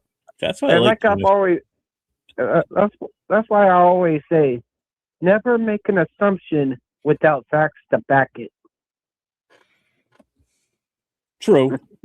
You're not wrong. That's why, because I've been hearing a whole bunch of chatter about this Mendoza being the second coming of somebody. All I gotta say to them is pump the brakes. See how he acts. Let him get a chance to get acclimated to the system. Yeah, I mean, fair enough. I mean, I get where you're coming from. I don't know if Jason does. He's not looking too happy on the other side of the screen. Oh no, for me. no, I'm fine. Oh, he said he's fine. No, He just had this real tough look in his face. Can you have the whole caller just hold on for a second? Now, because like I said, hang on one second, Kenneth. Okay. Hang on. Okay. Jason wants to say something. You won't be able to hear him, but ask Kevin if he's watching this on YouTube as well. Are you watching this right now on YouTube, Kenneth? I was before I called in. Are you watching it on your phone? So I want to give a proper explanation. I was watching on YouTube. All right, but I had to turn it off before I called in. All right, then do me a favor. Then we'll hang up so you can listen to Jason's take because it'll be too much for me to try and relay the message over. So okay. So just go and watch and listen to his take. All right. All right. Thanks, Kenneth. I appreciate you. I didn't hear from you last night. Oh, all right. Bye. Okay. This is the coach in me. This is the fan in me. Well, give him a second to turn it back on. So 1, 2, 3, 4, 5. Go for it. All right. So, and this is the coach part, right? The reason why you're not going to automatically make him the third quarterback on the depth chart is because when you go into practice, what does the third quarterback do? He does third team, fourth team reps. So he's going to be throwing to people that aren't even going to be on the freaking team. Okay. That's not a good thing. So you want to elevate him. At least you want to presumptively make him the number one because he is the number one pick. Your first round pick. You invested heavily into Bob Smith. Bob Smith comes in. You invested in him. You are going to make him the number 1A. He could slide to 1B where the veteran comes in and takes over 1A, meaning that 1A is in there for one purpose and one purpose only, and that is to right the ship so 1B can start to acclimate and come up to speed as 1A. That's the only reason why I'm saying it. Making him the third quarterback on the depth chart. A lot of times when you pick a draft pick like that, you automatically just throw him as the third or fourth quarterback on your depth chart in preseason. He's never going to get a chance to show what he can do because the quality, there's a large drop off in the receivers, the running back, the lineman, how the function of the offense is going to be the speed of the game. He's basically going to be playing at a college level speed at that point, not the NFL speed, because those guys that are on, third on the depth chart and fourth on the depth chart, they're one play away. They're really 1 second away from being cut. So why would you have him run those reps with them? He's automatically you've invested. You can't do that to your first round pick. It's not going to help his growth if you make him the third quarterback. Okay. But here's the thing. If we bring in a bridge gap quarterback and Brady and Spytek and everybody else agrees that we need to sit him for the year, like Brady's already said. So if that happens, so we're gonna have the number 2 quarterback sit all year and not start. He's still gonna be in that. He's still gonna be in that fold where he's gonna be taking number 1 team reps. Okay. There's going to probably be some game down the road, maybe week 4, maybe week 5, where we're going to bring him in the second quarter and have him run with the ones a little bit and see what he can do. Okay. If he functions like we think he should, then maybe we leave him in a little bit longer. We come back out at halftime and let him run some more reps. Okay. Now, I'm not calling it a practice. It's not practice, but it's being practical with that pick. Okay. Because you've invested a lot in him. So you got to give him enough to show growth. Making him the third string quarterback is not going to allow him to grow. Period. The end, full stop. And I'm pretty sure anybody out there that's listening that has ever been who's ever coached and knows what I'm talking about, that you can't do that with him. Now, if he was the 5th round pick, then yeah, he's the third string quarterback. You got to earn your way up the ladder at that point. But you're the 1st round pick. Okay. You have to give him something at the first team level to develop. He's not going to grow as a third string quarterback. And I'm going off the perspective that that's what 1, 2, 3, and then usually there's 4 quarterbacks in camp, right? So what kind of reps is he getting as the third quarterback? Because the first and second guys, they're throwing it to Naylor and Bowers and Besh and Thornton and Tucker. Okay. The third string quarterback's throwing to Josiah Williams from Tennessee Tech Christian Southern. Well, let's circle back here, because I think this is where the disconnect is with this. Mm-hmm. I'm saying on paper, he's listed as the third stringer, not necessarily taking third string snaps. He's still going to get those first team reps. Mm-hmm. But on the books, he should be listed as the number 3. But yes, he would get the first team reps. But here's your other problem. And anybody that watched any of the shows a couple of weeks ago, when we started talking about, I think it was Will and I, we started talking about the issue with practices. Teams are limited to how much they can do as far as practices go because of the collective bargaining agreement and the Players Association. They can only do so many practices with, where it's not walkthroughs, like where it's physical running with pads on, with shoulder pads on and helmets. And then the rest are walkthroughs, not physically running the plays at full speed, but not hitting. They're walkthroughs. There's less stress on these guys. So there's even less time for him to work with the number 1. So, which is why you still need to work this kid into it. And during training camp, you're even more limited, to be honest with you, when you look at the rules and how this all actually plays out. You can still do 2-a-days, but one of those sessions can be a full-on practice. The other one has to be film study. No walkthroughs, no nothing. Film studies, like it's classroom stuff. That's what he's going to benefit from too, is being in that quarterback room and listening to the quarterback coach and the other quarterbacks in the room with him, and actually walking through things in his mind and understanding how this all works. You can't just throw this kid to the wolves right away and say, all right, that's it. We're going to practice. You're with the number 1 team. And I get what Gravy's saying. You're saying that the number 1 overall pick should be third string. Who does that? Well, I mean, that's just, I always thought that's what it was. It was common sense that way, I guess. I don't have any common sense. So I'm gonna jump in your head, because there's plenty of room up in there to work with. I don't know about that. It's all rocks up there. So you're going to say, so you're saying Raiders. Look him in, Furpo. Go ahead. Sorry. In your mind, right now, I kind of understand in a roundabout way what you're trying to say. That it's veteran quarterback, AOC, and then Mendoza on the depth chart day 1 of training camp. Okay. But all 3 of them are going to run equal reps with the ones for the speed. Right. At some point, when we get, when we get to preseason, he's going to have to come out of the huddle the first play of the game. He's going to have to be the one breaking the huddle the first play of the game in preseason. No ifs, ands, or buts about it. And this isn't to make all the fans stand up and cheer and yay, Mendoza.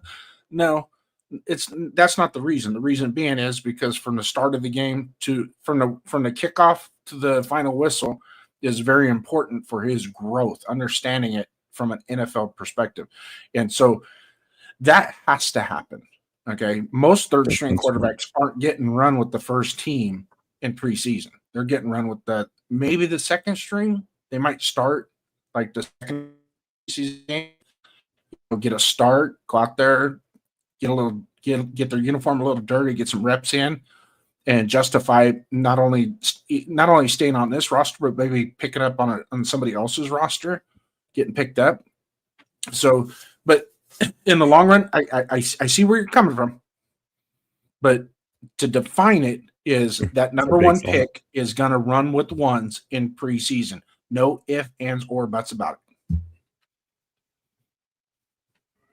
He is working supposedly with Brian Greasy, learning the system. He's not actually going through the actual playbook. Bullshit. I don't. What? That he's going through the playbook. Yeah. Yeah, but can they even legally do that? I just don't want to see us get pinched for something stupid. Not saying Brian Greasy's not affiliated with the Raiders. He can do whatever he wants. If they've given him the playbook ahead of time or anything like that, I don't know how that works. I don't know the legalities and all that. Well, what's the playbook? You know, I don't know enough to speak on it, but I don't know if he's actually got the playbook, if that's what or if he's just running with Greasy to understand the system. I don't get it. For the most part, that's what that's what's happening. I see a lot of people in the chat talking about Brady and everything. Brady can't be that. First of all, he can't play. That's not going to happen. They've already determined that. He'd have to forfeit his ownership. He's also limited how much he can interact because of his TV contract too. Once they're in training camp and all that and everything, he's very limited. You know, because of that contract. You know, that's why sometimes majority of the time he can't go to those pre-game meetings with the actual players from the other teams because he is considered an owner of an NFL organization. He has to do a lot of them through Zoom. I know they did relax some of the rules for him because they're going to fall into the same trap with Troy Aikman, with him possibly being involved with the Dolphins now too. If that ends up going through, it's going to have the same situation with him. He's either going to have to leave TV altogether because he's going to be, he's not going to be part owner. He's going to be like on the front office side, I think, with the Dolphins or something, possibly, if that goes through. I don't know the full story with that, but it's going to be the same issue. He's got a lucrative TV contract for doing the Monday night games, you know, so I don't know. I'm sorry, but if you're an owner, I don't think you should be able to be doing TV games. How they get away with that, I don't know. You know, like how do they allow it, basically? What's up, Willie Wayne?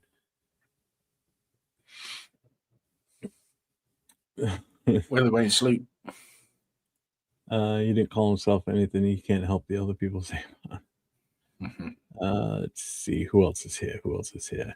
Bring in Rodgers. Who knows what happens? Oh, so Willie Wayne's in for it, I guess. Dang. They say sit Mendoza a little while. Wow. I say folks get excited if they like. No reason to wah-wah on others' joy. Let's see. I'm trying to catch up to the end here. There's Kenneth. What's up, Kenneth?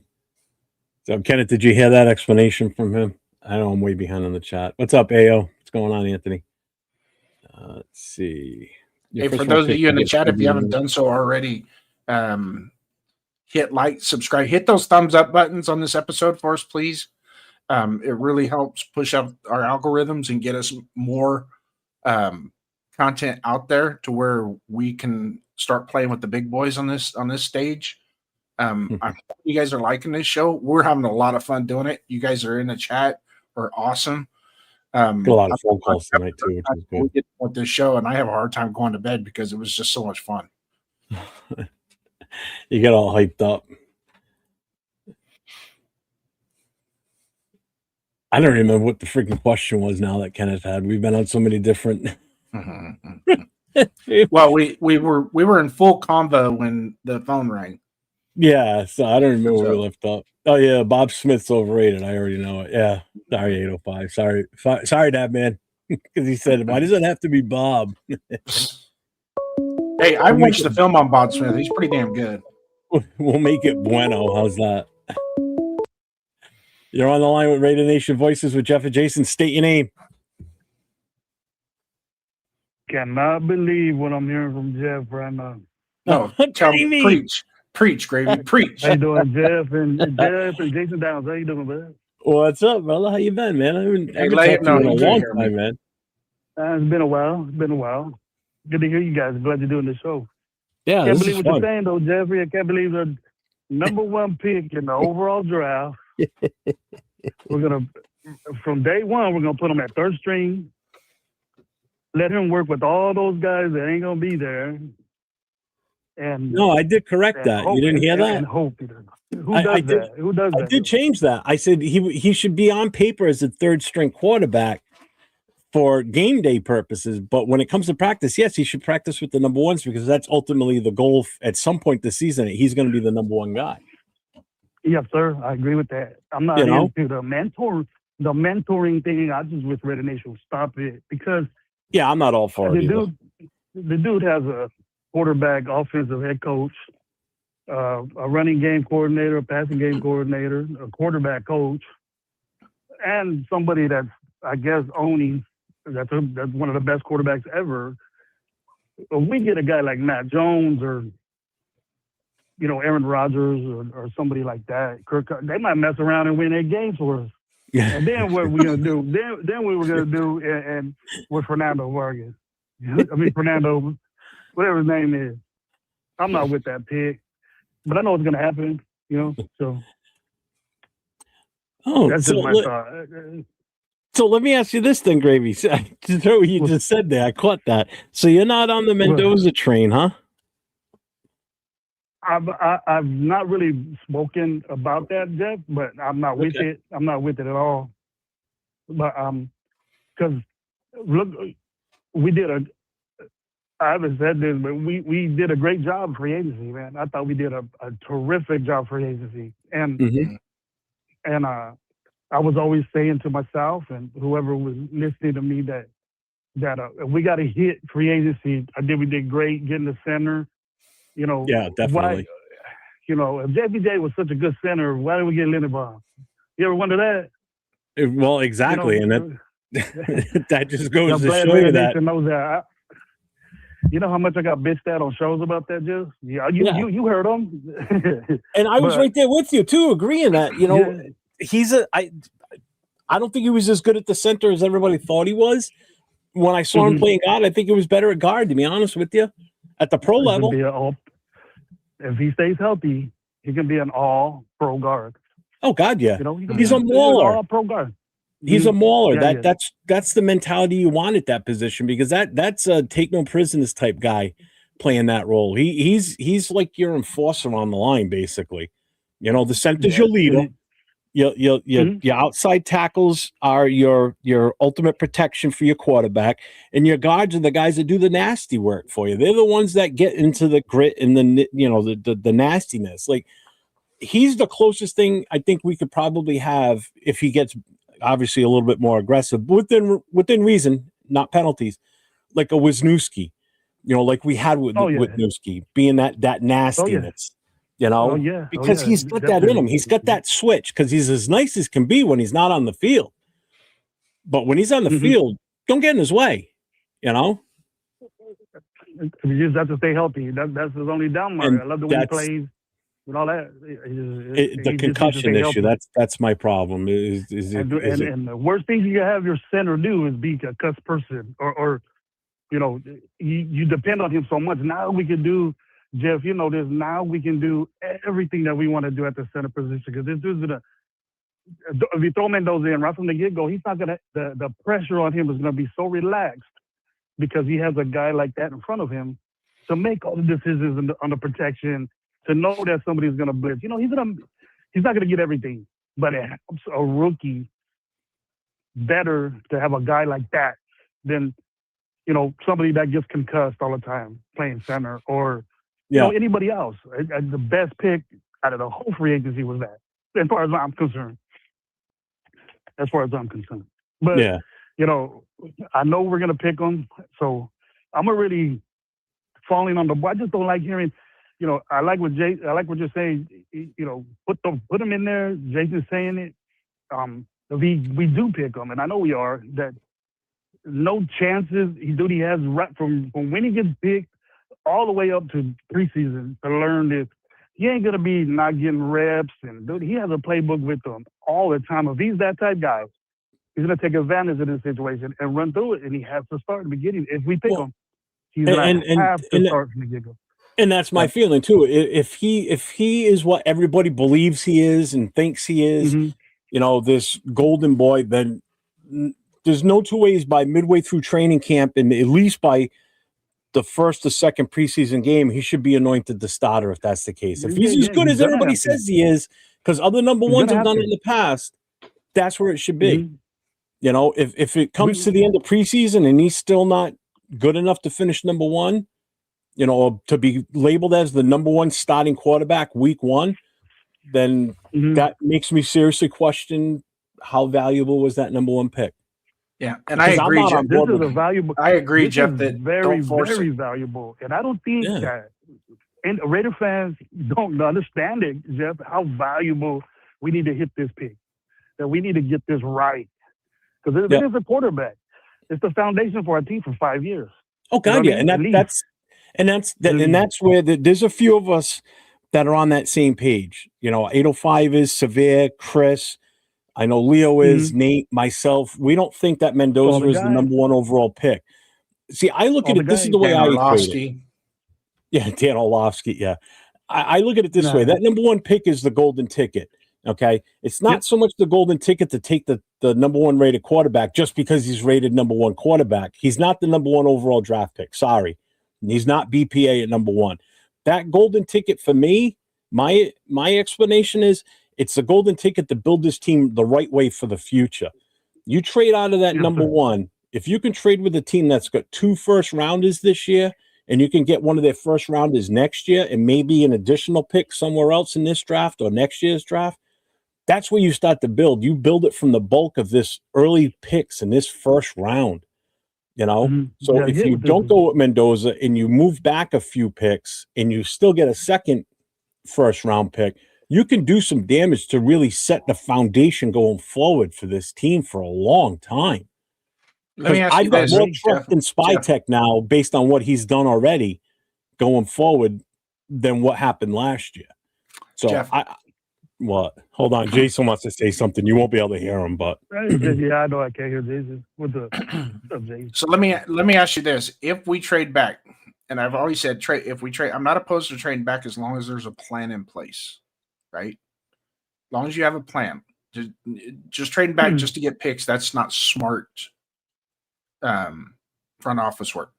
That's you're throwing a bunch of darts. I can hear him. I know I can. He's you can't hear him. I guess I'm going to get to the point. I'm going to get to the point real quick. Ask Gravy this.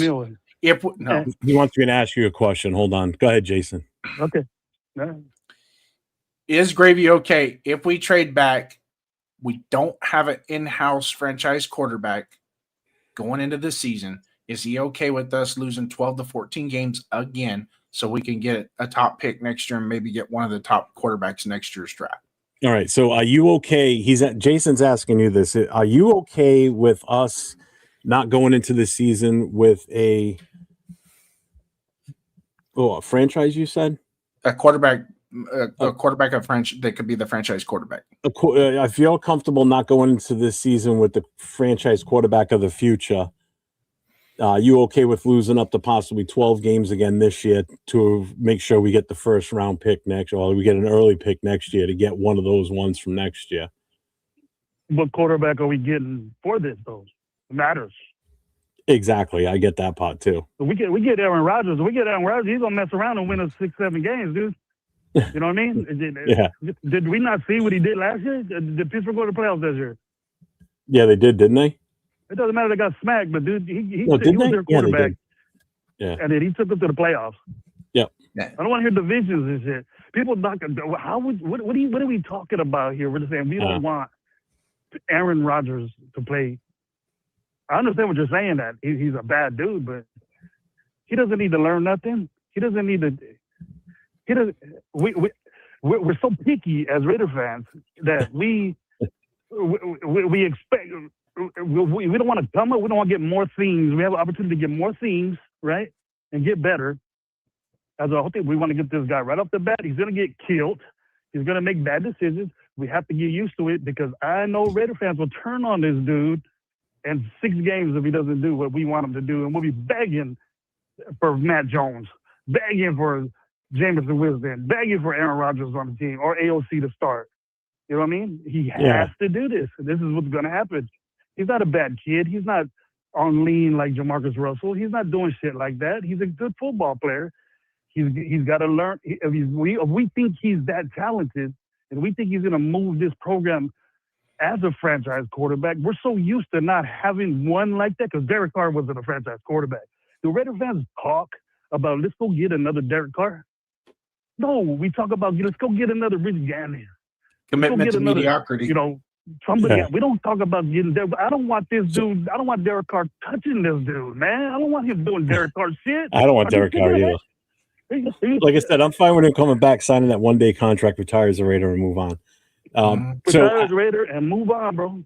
Yeah. I see him in Fresno times. Ja Raider sent me something on Instagram from Albert Martinez. It says, I'm hearing sources, Tom Pelissero and Ian Rappaport, Raiders are considering the start rookie QB day one. Nothing is official on this matter, but it looks like whoever it is will get the start. So welcome aboard, Drew Alla. You're getting the start. Awesome. All right, let's move on. If we saying, or we're saying that, you know, and I'll get off in a minute, Jeff. I know you got other calls. If we say Tom Brady is he said the quarterback's going to sit down, and why are we dependent? How does this guy make it? You just got a head coach that's a quarterback guy, and you want him to sit and not let this genius of a guy that we think, we're just so used to this mediocre quarterback play that we don't trust that this guy's going to be ready to go. How do we not know that? I'm excited to see this dude start. I'm excited to see this dude play, Jeff. Well, and that's what I said. You know, I'm against. You don't need no mentor, bro. You don't need no mentor. I'm against. You act like he's a Pee-wees or something, bro. He's an NFL guy. He's going to learn. He's going to learn quick. You have to in the NFL. And if he can't do it, then he's not good enough. Like I'm against the pick, right? Like I've said numerous times, and it's not because of I don't think he's. It's not his ability, basically, is what I'm getting at. I'm against the pick because I want to see us be able to do other things with it that will have a bigger impact long term than just a quarterback. Because right now, if we take him at number one, all that we're improving is just the quarterback and nothing else, when we could address a few other different positions. If he's good, Jeff, if he's good. And that's just it. If we do draft him, I'm going to support him. I want to see him succeed, because if he succeeds, a lot of people are going to get better, Jeff, with this guy. This guy is what he is. A lot of people are going to get better. He better be able to translate over to the NFL, or we're going to be still in a world of hurt. And what the one take I don't like when I hear people say is, "Well, we've failed so many times in the past. You know, we got to try." And if it doesn't work out, taking him, we'll just roll the dice and try again. And you're just going to throw away a number one overall pick with that kind of mentality. I don't like that. But because just like you want to sit one down for 3 years, bro. That's the same thing. You know what I mean? Or you want to trade back and get 2 picks that are going to suck hind tit anyways. I can't. I don't know how people are saying, "Oh, let them sit there and rest." Number one pick. Who does that, Jeff? What team has done that? Dude, sat that dude down. Number one overall, I'm saying. There's been number one. Not recently, no. No, yeah, true, because Love wasn't the number one overall. Yeah, but, we can't change our mind that way. 805 wants to know if you're going to Bakersfield in May. I'm undecided yet, but I'm looking forward to it. But don't be surprised if you see me out there. Me and the guys haven't talked in a little bit, but we all love each other. We're all good and everything. But. Look at Gravy. That's the weirdest answer I've ever heard. I'm undecided, but I'm looking forward to it. Hey, yeah, I'm looking forward to seeing everybody. Like, you know, if somebody has something on over there, but I don't know what the guys are doing. You know, hey, tell Gravy it's not that far from me, but yeah. Tell Gravy I was driving down Herndon the other day looking for him. I couldn't find him. Just doing their things. I have my thing. Jason said he was driving. What street, Jason? Herndon. He was driving down Herndon the other day looking for you, but he didn't see you. I'm not far from Herndon, man. You got to go to the other side of town where I blend in over there. I don't blend in over there by Herndon. I don't blend in over there. That's his side of town out there. Oh, what's up, yeah? What's up, man? But I said it the wrong way. I'm looking. I haven't decided yet if I was going to go. My intentions were to, but things that came up to where maybe I can't. But also too, I hope I can. Got it. It's a good event. It's a good event. Lorenzo does a good thing over there. And yeah, I've chatted with him and seen what's up. But hey, ask him cool. what Fresno school he coached again. It might be all right. Hey, Jason wants to know what. Is he going? Jason wants to know what. No, Jason's not going. He wants to know what Fresno school it was that you coached at. I coached at several here. Roosevelt. Coached at Fresno City College. Roosevelt, Hoover, Central, Justin Garza now, and I work at the Central Unified School District. So the little Pee Wee team over here, the 6th grade team, I help them out now. Yeah. But how's Roosevelt, ask him about Hoover, Buchanan High School. How about Buchanan? That's Clovis. I went to Clovis High. I didn't coach there though, but that's a school that was built after I graduated from high school. Are they any good? Buchanan's out there in Herndon where he was at. Jason wants to know if they're any good. Buchanan? Yeah, they're the crop in that league. Probably, I would say Clovis High, Clovis West, and then them. Cool. Those guys. Yeah, because Manteca High's playing them this year. There's good football here at Central Valley. You should know that. He's Sacramento. They got Grant. I think that's it over there. No, I'm from Central Valley, Manteca High. Manteca High. Tell them Manteca High will be playing Buchanan this year. Central East is the team that I work for. But how you doing, Jeff? Everything good with you out there? Yeah, I'm doing good health-wise and everything. I'm surviving. I'm doing all right. That's good, man. You look good. I see you all the time. Still here. Support you all the time. What about me? The fuck? Always watching you. Might not be around, but I support you, bro. Jason. I appreciate that. It was nice to hear your voice again. Yeah. I miss you being on shows, man. You're done with the YouTube scene, huh? Well, it's not that it's YouTube. It's just my place is somewhere different now as far as football. You know, it just was so bad. I'll tell you the truth, Jeff. It was so bad for me. You know, I just couldn't talk shit no more, Jeff. I didn't like it. Yeah. I didn't like it at all. It was the worst I've ever seen it last year. And I said that. And then and around this time of year, you know, Raider fans, I understand you're on the come up, everything looks good, but we still got a long ways. We got a long ways to go still. Mm-hmm. You know, our free agent pickups were great. I love them all. Especially the center. It's going to help your young quarterback. It's going to help our young quarterback blossom into that. That's even better than the so-called mentorship you guys want him to get. But if we'll notice that he's going to make mistakes, we know that. But throw him out there, let him get wet quick, and then they pop that cherry that he'll get it. I know he's a good guy. He's a good quarterback. I think he's for us, and I would like, you know, a tackle or a corner. We don't have that. We don't. A nose tackle is just as important as a center would be for our team right now. Well, and that's I'm glad you were talking about other positions because I did want to get your take on this. Because this is going to roll into our next segment because we've been beating this quarterback thing for a while, and I wanted to get into talk about the 36th pick because obviously that's the pick that's going to mean the most outside of Mendoza because we already know where we take him number one. We're covering the quarterback. So number 36. But Jeff, were you into that, Jeff? I'm not. I know we're going to pick him, but trade down to a top 5 and get the best no tackle that's there. He'll be there, and then that's what I would want to do. If we did that, and that's no tackle that's out there. And that's what I'm suggesting at 36. That's what I'm hoping we do. I hope we get one of those two nose tackles, whether it's McDonald or Hunter. Those are the two that I would want at 36. And I know before we brought in the two free agent linebackers, Rodriguez was a name that everybody was kicking around, and that's who everybody thought we were going to possibly take at 36. But now that we brought those guys in, the bigger need now is definitely that nose tackle. That would be that final piece up front that I think would really kick this defense into another gear. And that's what I'm hoping we do with that second round pick. So obviously you're on that same path, that taking the nose tackle. Yeah, All right. I think that gear will get switched if we, you got to have a 330-pound dude right there, 330, at the most 330 at the most. And and if we don't get that, Adam Butler can't do it, or freaking Tyree can't do Max.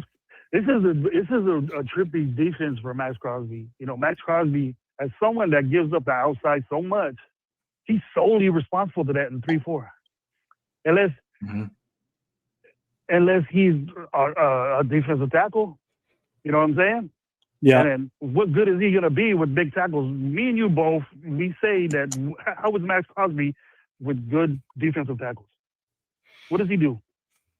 Oh, nothing. He disappears, right? Even they don't even have to be all pro at tackles, and he can't keep contained as it is when he's in a 4-3, let alone in a 3-4 now.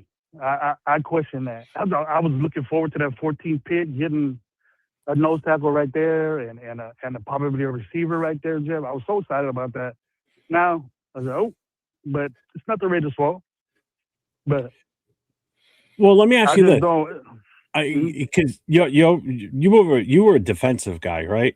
In your coaching, I was an offensive guy, but well, let me ask you this anyway. You, even as a coach and as a Raider fan, and really following the team and knowing defenses too, obviously.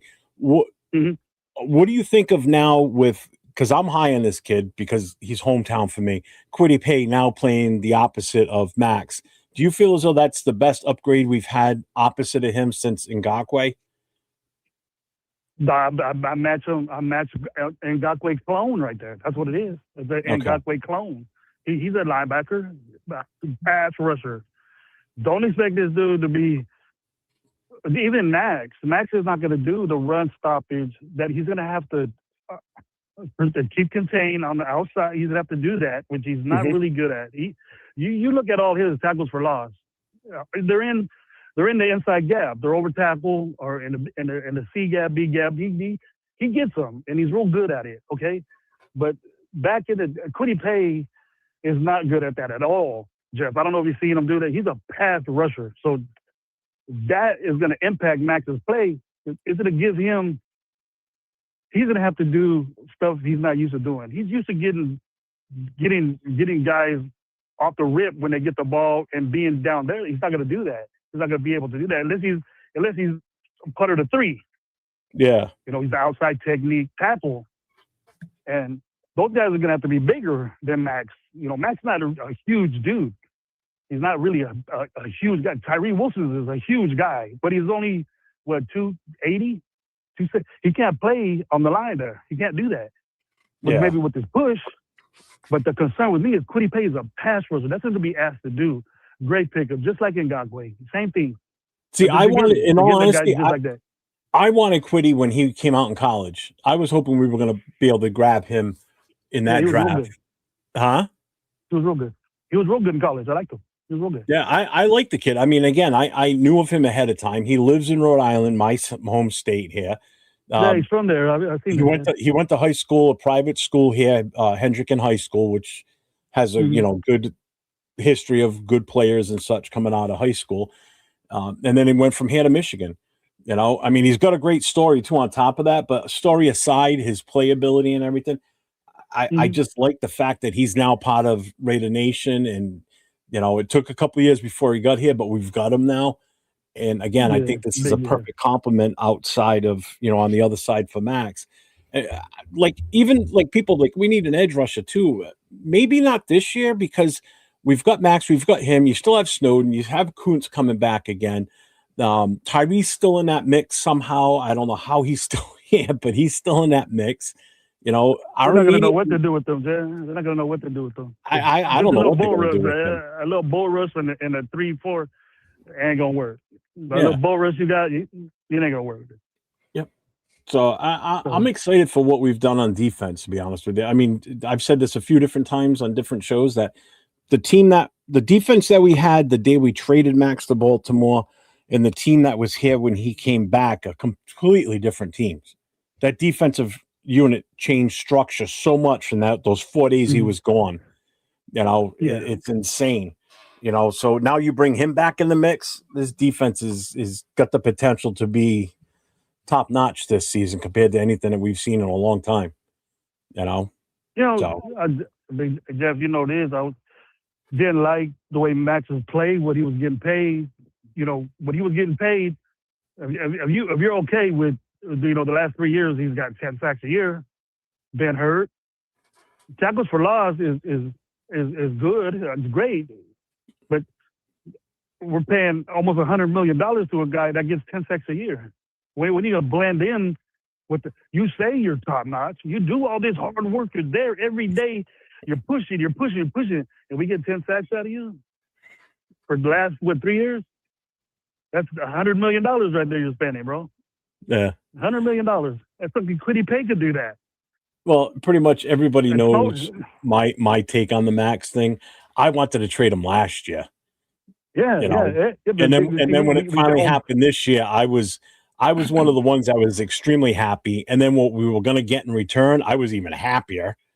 And then it all got taken away. Well, you know who I was. I wasn't talking about it, but you know I was happy. And yeah, I know you were. I was looking forward to this 14th pick. I don't want to get rid of dude. He's an asset to our football team. But we changed as a nation when we got happy for tackles for loss on a defensive end. That's a defensive tackle nose guard thing to get.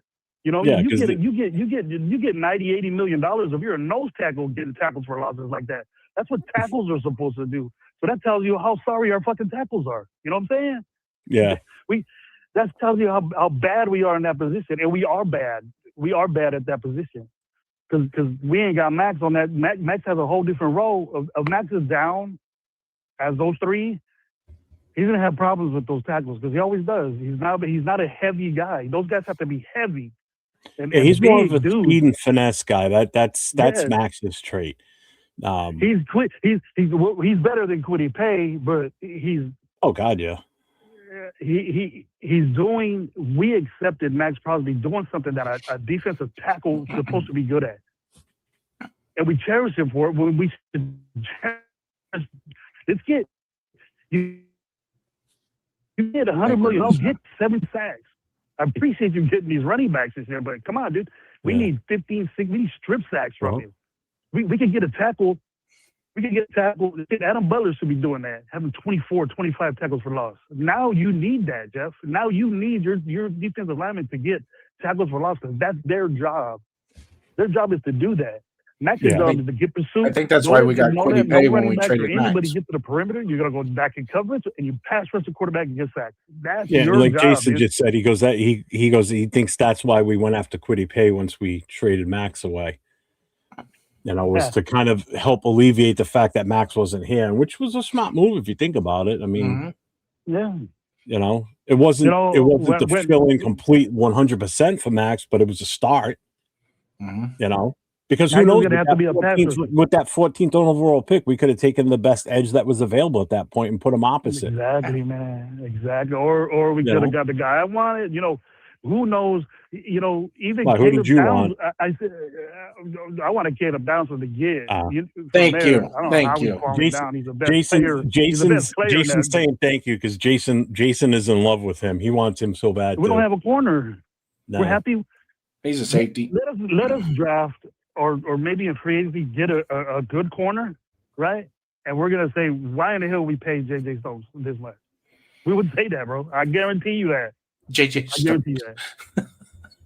we're gonna say we're gonna get Caleb Downs a safety. We get a corner, a good corner, bro, and we're gonna figure out how sorry JJ Stokes is.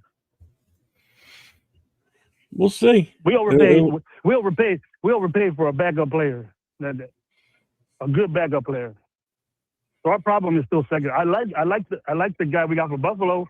He's to me, the way he plays, Jeff, he's better than Nate Hobbs, and that's good. That's good. That solves that position right there. That nickel guy. Yeah. That guy that can play slot. He's not a nickel, but a slot. Because I'm tired of nickel, man. I'm tired of playing nickel. I'm tired. I'm glad, so glad that Patrick Graham's gone. Let Pittsburgh suffer with that shit. I actually was happy that he was going to be honest with you. Even the ones that they kept, the coaches they kept, I was okay with them, I guess. And I think that's, and I said this the other night, I think that's the one wild card in this whole coaching staff is how Leonard turns out. You know? I wasn't happy with that. I wasn't happy with that at all. I figured you wouldn't be. I know we haven't talked.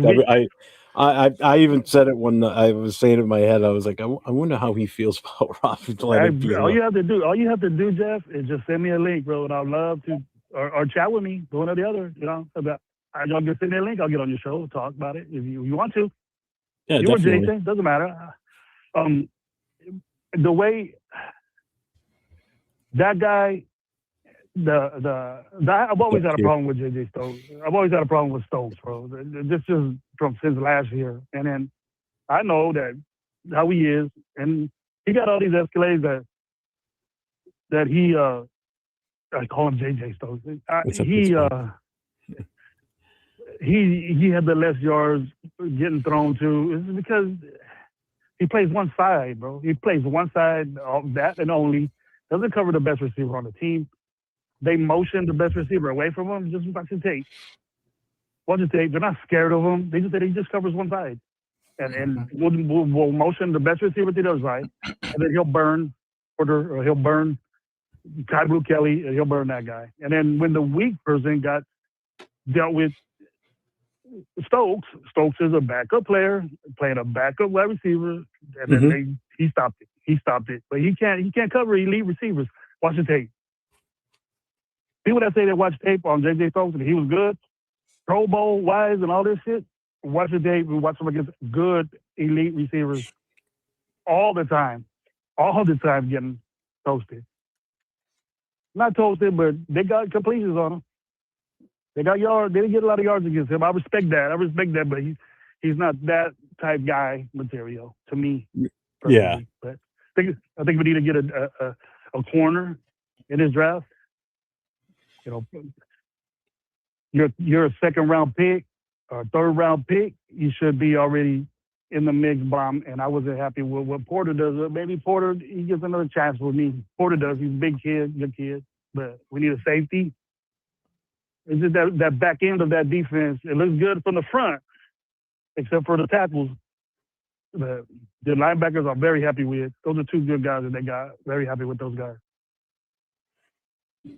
Yeah, I'm happy with the moves we've made by far. So, well, this has been Raider Nation Voices with Coach Gravy tonight. It's been hours, 3 hours, over 30 minutes. I'm not taking over, bro. I'm gonna let you guys go. No, it's good. You know what? Because we haven't heard your takes in a while, so I appreciate you calling in, and that's why. But I didn't want to be, being upset. I'm happy who we got. I'm happy. Yeah, it's about 100%. Way better than what we did. Now we know with spending money, how you feel after that. How you feel, Raider Nation, with all this stuff we got. You know what I mean? Last year, we were happy about them dudes from the get, Jeff. You know me. We got to celebrate this right here. You guys ain't it. We got freaking 9 linebackers that did the same stuff, and now we get 2 guys that do different things. We got two guys that are going to do the job of like 5 or 6 that we had here last year that were just mediocre. That's it. We got a banger. We got a guy that can move. Yep. Hey, real quick, Jeff. Real quick. A heavy guy and a guy. Let's give a shout out to Bueno. I know. We're going to get Gravy off the phone, and then we'll do that. Yeah. They're saying that already? Okay. Yeah. No. They say that already. Now, you know what? I will hit you up because I wouldn't mind maybe doing a pull-up show or something with you one day this week or next week. Let me know, man. All right. Let me know. I'm free. So I'll reach out to buddy. you. Hey, ask him if he'd want to do the Saturday night show with me when you're gone. Everybody in Red Nation, Coach Gravy, say have a nice evening. Be careful. Be safe. And all the best to you. All the best to you, Jeff, and your channel and everybody else. Thanks, Ask brother. him, Jeff. You take care. Take it I'll Take it ask easy, him when I man. hit it. All right, Jason wants it. When is it, Jason? When you're gone at the draft. Oh, because Gravy, I'm going to the draft in April, so I'm not going to be here that Saturday night. I guess Jason's asking if you wanted to come on the show that night or not. Oh, talk about the draft? Yeah, tell me to send me the link. Tell me to send me the link. All right, we'll take care of it. We'll get. I'll be we'll watching. hit I'll you be up. watching it too. I'm gonna be just sitting here watching it. So I'll be there. I won't be Yeah, there Saturday night at the draft. On Saturday day, we're going to the Hall of Fame. So Oh, that's cool. That's hella cool. it's That'll be 2 good to hours see. away. Kind of crazy not to. I've never been, so I'm dying to go. So, I all right, told Gravy, the I'll hit wife you a up, while man. ago. All right, bud. You guys have a good evening. You take care, man. Thanks, man. I appreciate you All calling right. in. Later. No problem, bro. Bye-bye. Go ahead, Jason. Sorry. Gravy. I love it when he calls. But anyways, off topic. As you can see up top, I'm not bueno. 1 year membership on the 401 Raider Jeff channel. That's a salute, brother. That's a hard job. Trust me. Wow. To be a member of Jeff's channel for 1 year, man. You've earned it.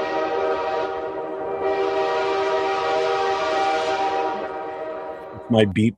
That's my censorship of you. But thank you. Great call. Great call. It. Great. That was definitely a good call. Thank you, Bueno, for being here with me for a year now. Just amazing. No pressure for the rest of you numbskulls. And we're 2 hours into the show. Yeah, it's actually today's I think today or maybe yesterday. Maybe it might have been today. Is my 1 year anniversary of being monetized now. So it's been 1 year. Ooh. So it's been an exciting year for sure. Just think a year ago this time I had just broke over 500 and here I am on the cusp of 3,000 already. Yeah. It's like, God damn it. Yeah. Shout out to some guys, some people that jumped in as well. Alex here, Mr. Bakes a lot has been coming in with some takes. What's up, Bakes a lot? And then somebody else jumped in that we hadn't seen in a while. I'm trying to think of who it was. Hits Boy Radio. He came in here. He was there. What's up, Hits Boy? I know that conversation went on a long time. We missed a lot of our guys coming in here and throwing chat. I was still clicking on them and saying quietly to them. Yeah. But the good thing about it is they got to partake in and watch a great conversation of a guy that great. Really, he really and truly, honestly, if you listen to him, is exactly the same thing where I'm coming from as well. Is Mendoza's a great kid, great quarterback. I expect nothing but the best out of him. But at the same time, if we do trade back, we trade back, but just have that plan. You know what I mean? It's like I'm not like it has to be Mendoza. I like the kid. I do. You don't. I do.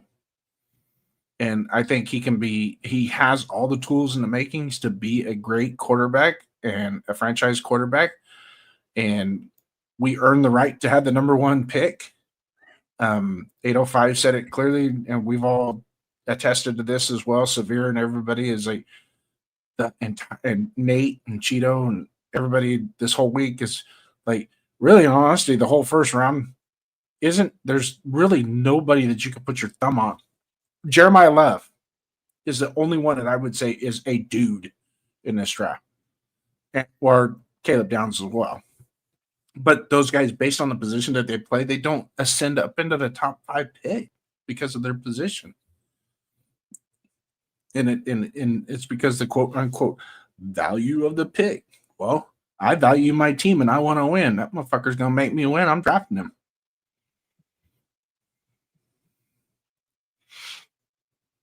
Sorry for the expletive. If I offended anybody out there. I've hogged a lot of the show tonight because of the phone calls, so I apologize for that. It's okay. Well, it's tough.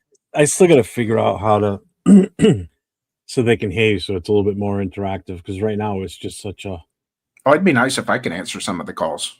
yeah, and it's tough for me to relay because I Yeah. yeah, it is what it is. Unless we did two phone numbers, you know, then there's no, or you have to do a manual splitter. You have to get a manual box and then take my feed and put it through that box, and then that way we can communicate. But you get latency with that, and we don't need that on this show.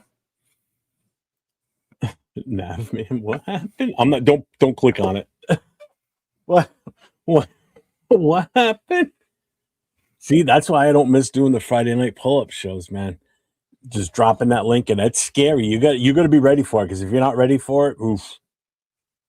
That's like what I always used to tell Chris. I said, if I'm not on a Friday night when you're gonna bring someone on, you better keep your mouse over that remove button as soon as you put them on screen, because you have no other protection. If they do something that's gonna be, because it could shut your channel down, it could like collapse it, like shut it down permanently if you're not careful. If something comes over the wrong way, you're gonna be ready. Yeah, you're gonna be ready to remove it right away off the screen. You know. So, but salute to the 50 people that are in here watching us tonight. And yeah, this has been an awesome night. This has been a fun show. We always enjoy doing this show. Me and Jeff talk about it over and over and over again. I actually look forward to doing this show. Yeah, this is a fun one on Saturday nights. I like it. Well, you know, it is, Friday nights got a nice hook to it. I'm trying to open it up to the, to other NFL fans. But again, because of everybody that follows me, they're obviously 99.9% of Raider fans. It kind of tends to always lean towards Raiders talk. But I think last night was a really good show because I started off firing off about, actual NFL news, and, everybody was kind of going along with it for a little while. It was a good show, I thought, in my opinion. It was probably one of my better Friday night ones in a long time, as far as getting the Raider fans to actually talk about other teams, because usually a lot of Raider fans won't talk about the other 32 teams in the NFL. But it's just a way for you as Raider fans, or us as Raider fans, to learn more about the other teams in the league that we might possibly have to play. Because you go up against a team and you don't realize that so and so is now on that team, and it's like, oh shit, I didn't know that. Moves happen, and especially if you're a Raiders fan but you still do fantasy football, it's a way for you to learn of how rosters change from season to season from the fantasy player aspect too. Yeah. Because that's always something you got to keep up on. If you don't realize that Kenneth Walker went to the Chiefs, you wouldn't have a clue. And all of a sudden comes draft day, you're looking through and like, oh shit, he's on the Chiefs now. Not everybody follows that news.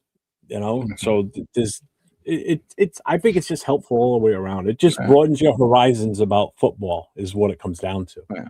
One of the hardest things, though, is opening up dialogue with fans of other teams, and depending on what their fandom is with their team. I know Raider fans, because I've been around them a long, long time.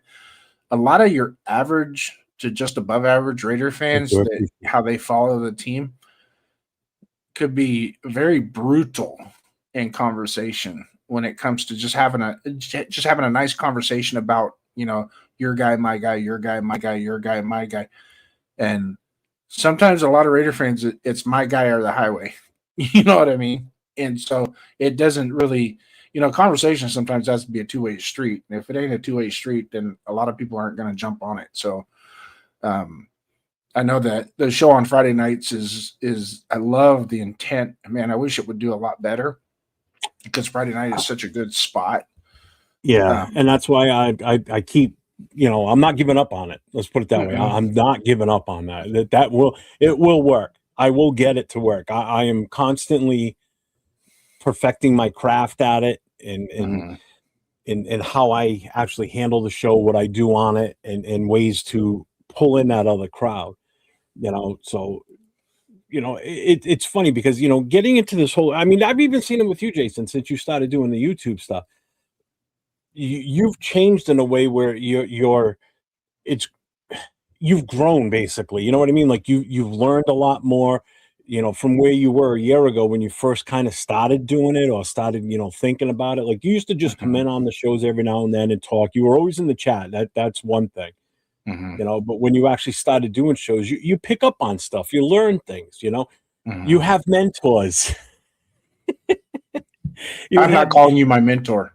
No, I'm not saying I'm a mentor. No, you're just a you brother. Pick up on things you pick up on stuff that you do with, with someone else, like myself. Like, you bounce ideas off of each other. You grow with it. It's not everybody always thinks, or I think some people are under this understanding that when you do a YouTube channel, it's just a matter of flipping your camera on, hit the go live, and you just talk. It's not that easy. There's a lot involved in it. There really is. Like I'm going to enjoy the next 5 days. You know why? Because I don't have to set up a show now until next Thursday. Because after doing today's, so now Tuesday night, Will handles the Most Notorious podcast.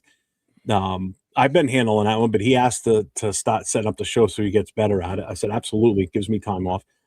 Wednesday night, we rotate on Wednesday nights between myself, Leo, and Jay, because we all use StreamYard. So Wednesday night is Jay's, so I don't have to worry about Tuesday or Thursday. I have nothing scheduled Sunday or Monday.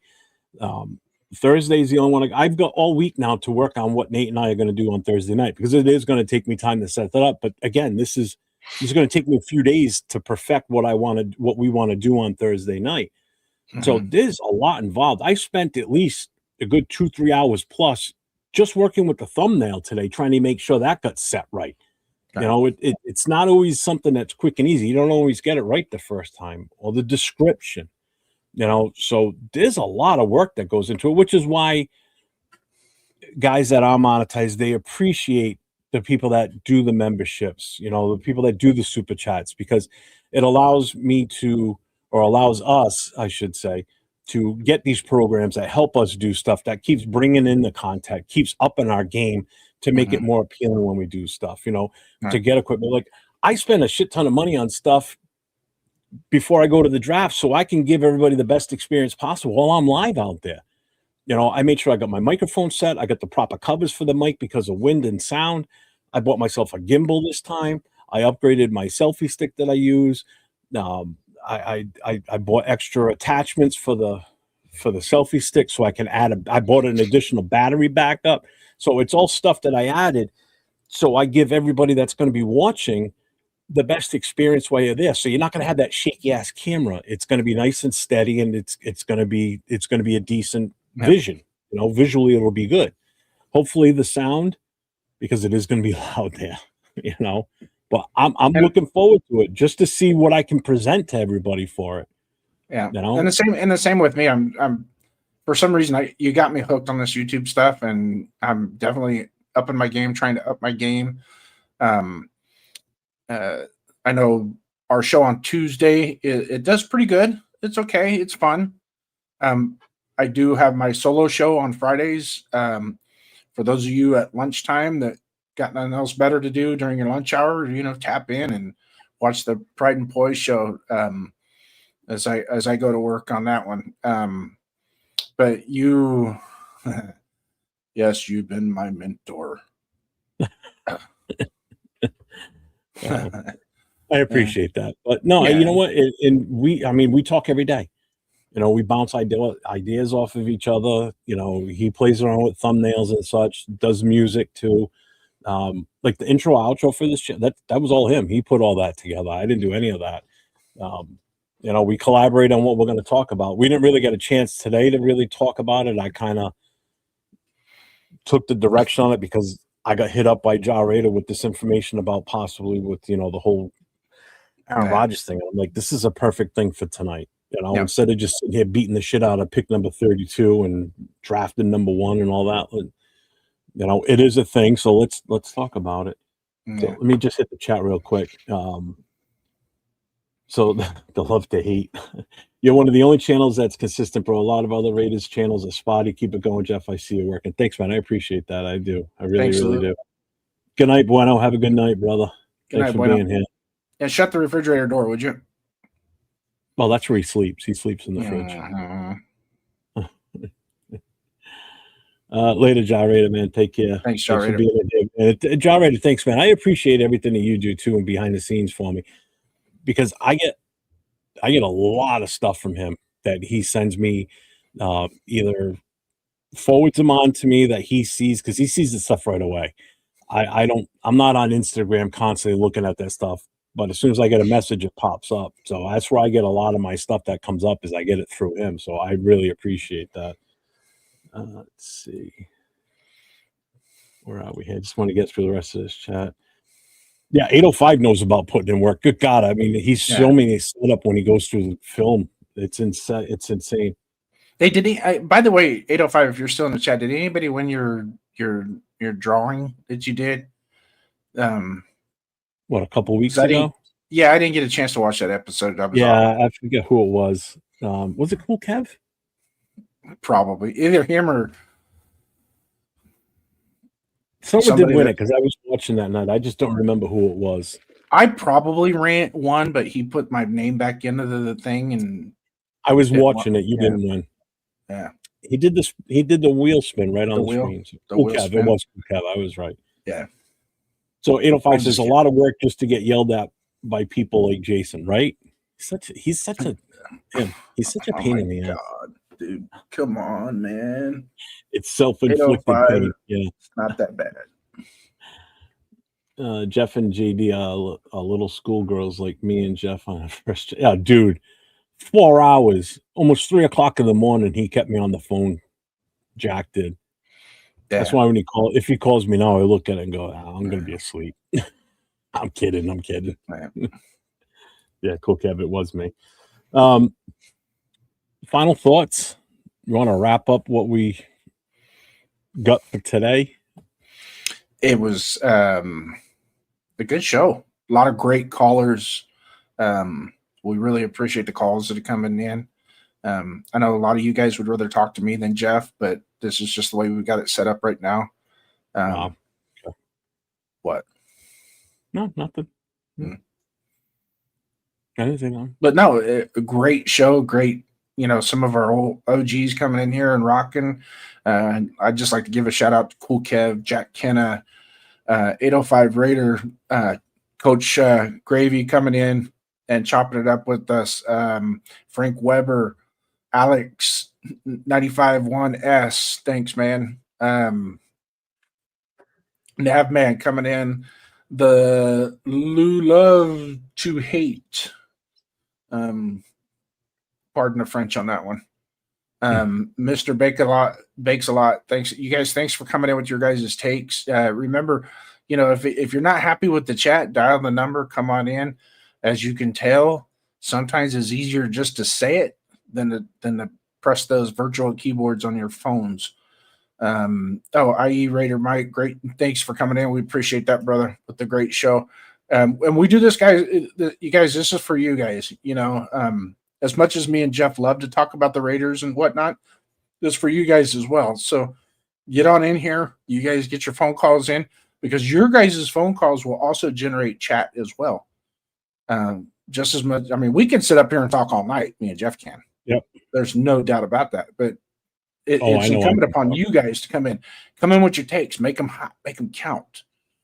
You know what I mean? And we had a couple really good ones tonight, really good ones. And Jeff, like I said, this show is unique. It's one of a kind, and we're loving it, guys. Just so you know, we're loving it.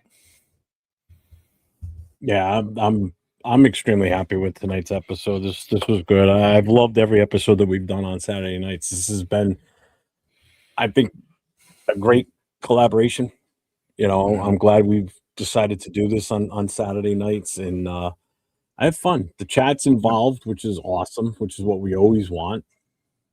So this is definitely been a great night for sure, 100%. You got anything going on this week that you want to mention? Tuesday night we have Raider Nation Show Me Your Shield special guest coming on for that one. And then Friday, 11 a.m. Pacific Standard Time will be Raiders Pride and Poise. I like to do a little something during the lunch break to chop it up This week specifically, what we're looking forward to as far as Raider content, we will be having on April 1st will be the Pro Day for Indiana. Obviously, everybody's kind of looking forward to that, especially because there's a lot more draft picks we're going to take. So it's important that we get to that Pro Day and evaluate the other draft picks we'll be taken as well from that school. Second is this week is the owners' meetings and some rules and some things that will be coming into play. A couple of things that I heard. 2029, it looks like it's just a formality for a vote, but it looks like we will be getting the Super Bowl in 2029. And we'll be playing in it. Hopefully we're playing in that Super Bowl. That would be nice. Great. That would be phenomenal. But some of the rule changes that are going to be coming down the pike. Number one, on Drew Allen will be the MVP of that game. What's up, Stevie? You don't think Ty Simpson can win the Super Bowl? I moved on from him. You moved on from Ty Simpson. After all that Dan Orlovsky did for you, you're moving off of him. No, because we didn't even go to his pro day, so it ain't happening. So moving on. We can draft people that we don't go to their pro day. Done it all the time. We do it all the time. But anyways, since I was so rudely interrupted by the captain as I was talking to the crowd, here's some things to look forward to. Number one, rule changes that will be coming down the pipe is one, the onside kick rule looks like it's going to get changed to where it could be played at any time throughout the game through announcement because of the formation. It's a different formation, so you have to announce it. So it's kind of weird in a roundabout way, but at the same time, you'll be able to utilize the onside kick throughout the game, not just in the fourth quarter. That's number one. Number two is going to be the instant replay is going to be a temporary stand pat rule that all subjective calls could be reviewed, period, the end. But this rule is only going to be in effect if our referees get locked out because their contracts expired. So if they go to a lockout and we have to use scab referees, then the I didn't know that. The instant replay will be a key part in all subjective calls, period, the end. So it could be anything other than I think like pre-snap penalties. Everything else is going to be Cool Kev. Hey, what did you win anyways, Cool Kev? I know 805 gives out some pretty killer prizes. It's one of his daughter's hand-me-down easy bake oven. He sent it off to Kevin. Really? That's why Kevin that's why Cool Kevin wants the bake oven baked goodness. He's using his easy bake oven from 805's daughter. Now I'm sitting here looking at you. Are you serious? Yeah. What a cheapskate. Put a Raider sticker on it and sent it to him. It's pink. Yeah, as long as it's got Raider flair on it. Woo-hoo-hoo. I literally just spit all over my desk when I just talked. And then other than that, I am working on this week doing something for my curb out front. And I'm going to be posting that on Instagram when it's done. And if it turns out the way that is it going to have curb appeal? Oh, that's going to be freaking fire. So it's going to have full curb appeal? Oh, yeah. Yeah. He sent some expired candy from when we can't score. You know the whole deal with the candy in his house, right? Yeah, the kids can't eat it unless they score a touchdown. Yeah. So needless to say, they haven't got much candy the last few years. No. Actually, shit, there were 2 games they didn't even get any. We got shut out. I wish my wife would do that with me on a diet. You can't eat any of this food unless the Raiders win. Oh, man, I'd be down to 200. Started that like 20 years ago. You'd be skinny as a rail right now. Yeah. Yeah. Now, because now the writing on the wall is potentially we're going to be winning more games going forward. Who knows? Oh, yeah. So, yeah. I'll be making me some. You're gonna plump up. You'll be an offensive lineman soon. Meatball and linguiça calzones. I got a portable Raiders speaker and some Raiders coasters. Oh, is that what cool. it was? Seriously? That's cool. That's cool. That's cool. I like that. Hey, you got something. That's awesome. Yeah. I'm just glad I got to participate and be the only person to get one of the answers right on an episode out of all you fools. Yeah, but guess what? I still had as many chances as you. I had 4, you had 4. So, That's all but right. who's the winner and loser in this? Kev had like 2 and he wins it. That's the way Cool Kev Right. is. He goes in and buys one scratcher and Yeah. wins $1 million. We go buy 100 of them, we get $5. So real quick, Michael says, I just want to address this because we did talk about it earlier in the show. I know he just kind of got here too. If they can get a seasoned QB that can start for now, great. If Rodgers is motivated and they can get him to sign something that works with the cap, do it. Do it to it. Rodgers seems unlikely anyhow. It seems more like buzz from his camp to raise his leverage and re-signing with Pittsburgh or whomever he's talking with. Yeah. And yes, Steve, you are a little late, but we're getting ready to get out of here. We've been on for 2.5 hours. Thanks, Jack. Appreciate that. Let's see. What are you saying here? They had the nerve to tell me if they don't get candy during the game, I don't get another beer. And hence why he keeps the fridge underneath his desk. So when he's sitting there, he doesn't have to worry about them. He can just get his own shit. Well, he could also tell him, well, that beer right there I bought in 1995 when the Raiders were winning. So I could still drink that beer because they scored a touchdown then. I got nothing coming up as of right now until Tuesday night. Most Notorious podcast with myself, Will, and Cheeto Linus, 10 o'clock Eastern, 7 o'clock Pacific. And obviously Raider Connection with myself, Nate, Cheeto Linus, and Jay from Just Raiders Baby. Wednesday night, 10 o'clock again, 7 o'clock Pacific. And then Nate and I, Thursday night, same time frame, 10 and 7. And then I'll be back on Friday night, too. So excellent. Exactly. I lock my office door during the games from now on. I get it. Cool Kid says, I'm buying a lottery ticket tomorrow. Thanks, Jason. So just real quick, again, everybody, thank you all for being here tonight. We appreciate you. We'll be back next Saturday night, hopefully with some more breaking news or updates, whatever. So check back in during the week. We'll both probably be dropping shorts off of this from tonight's episode. And again, shout out to everybody that's a moderator on our channels for helping keep everybody in line tonight. Appreciate everybody being here. Shout out to Bueno on the 1 year anniversary. You know, that's just the start, man. 1 year down of monetization, and here we are going forward. So the start of the season, I'll be 2 years. 2 years? Yeah, 2 years on YouTube. I'll hit the 2 year mark just around the start of the season. So milestones are many coming forward from all of this. So, and like we always say, everybody, stay safe and go Raiders. Go Raiders. Raider Nation, that's going to do it for tonight. We appreciate everyone who called in, everyone listening, and everyone who brought the heat. This isn't just our show. This is your platform, your takes, your voice. If you didn't get through tonight, don't worry. The phone lines will be open again next time. Until then, keep representing the silver and black wherever you are for everyone here. Thanks for tuning in, Raider Nation. Please, please, please, have a take and don't suck. We'll see you next time. This is Raider Nation Voices.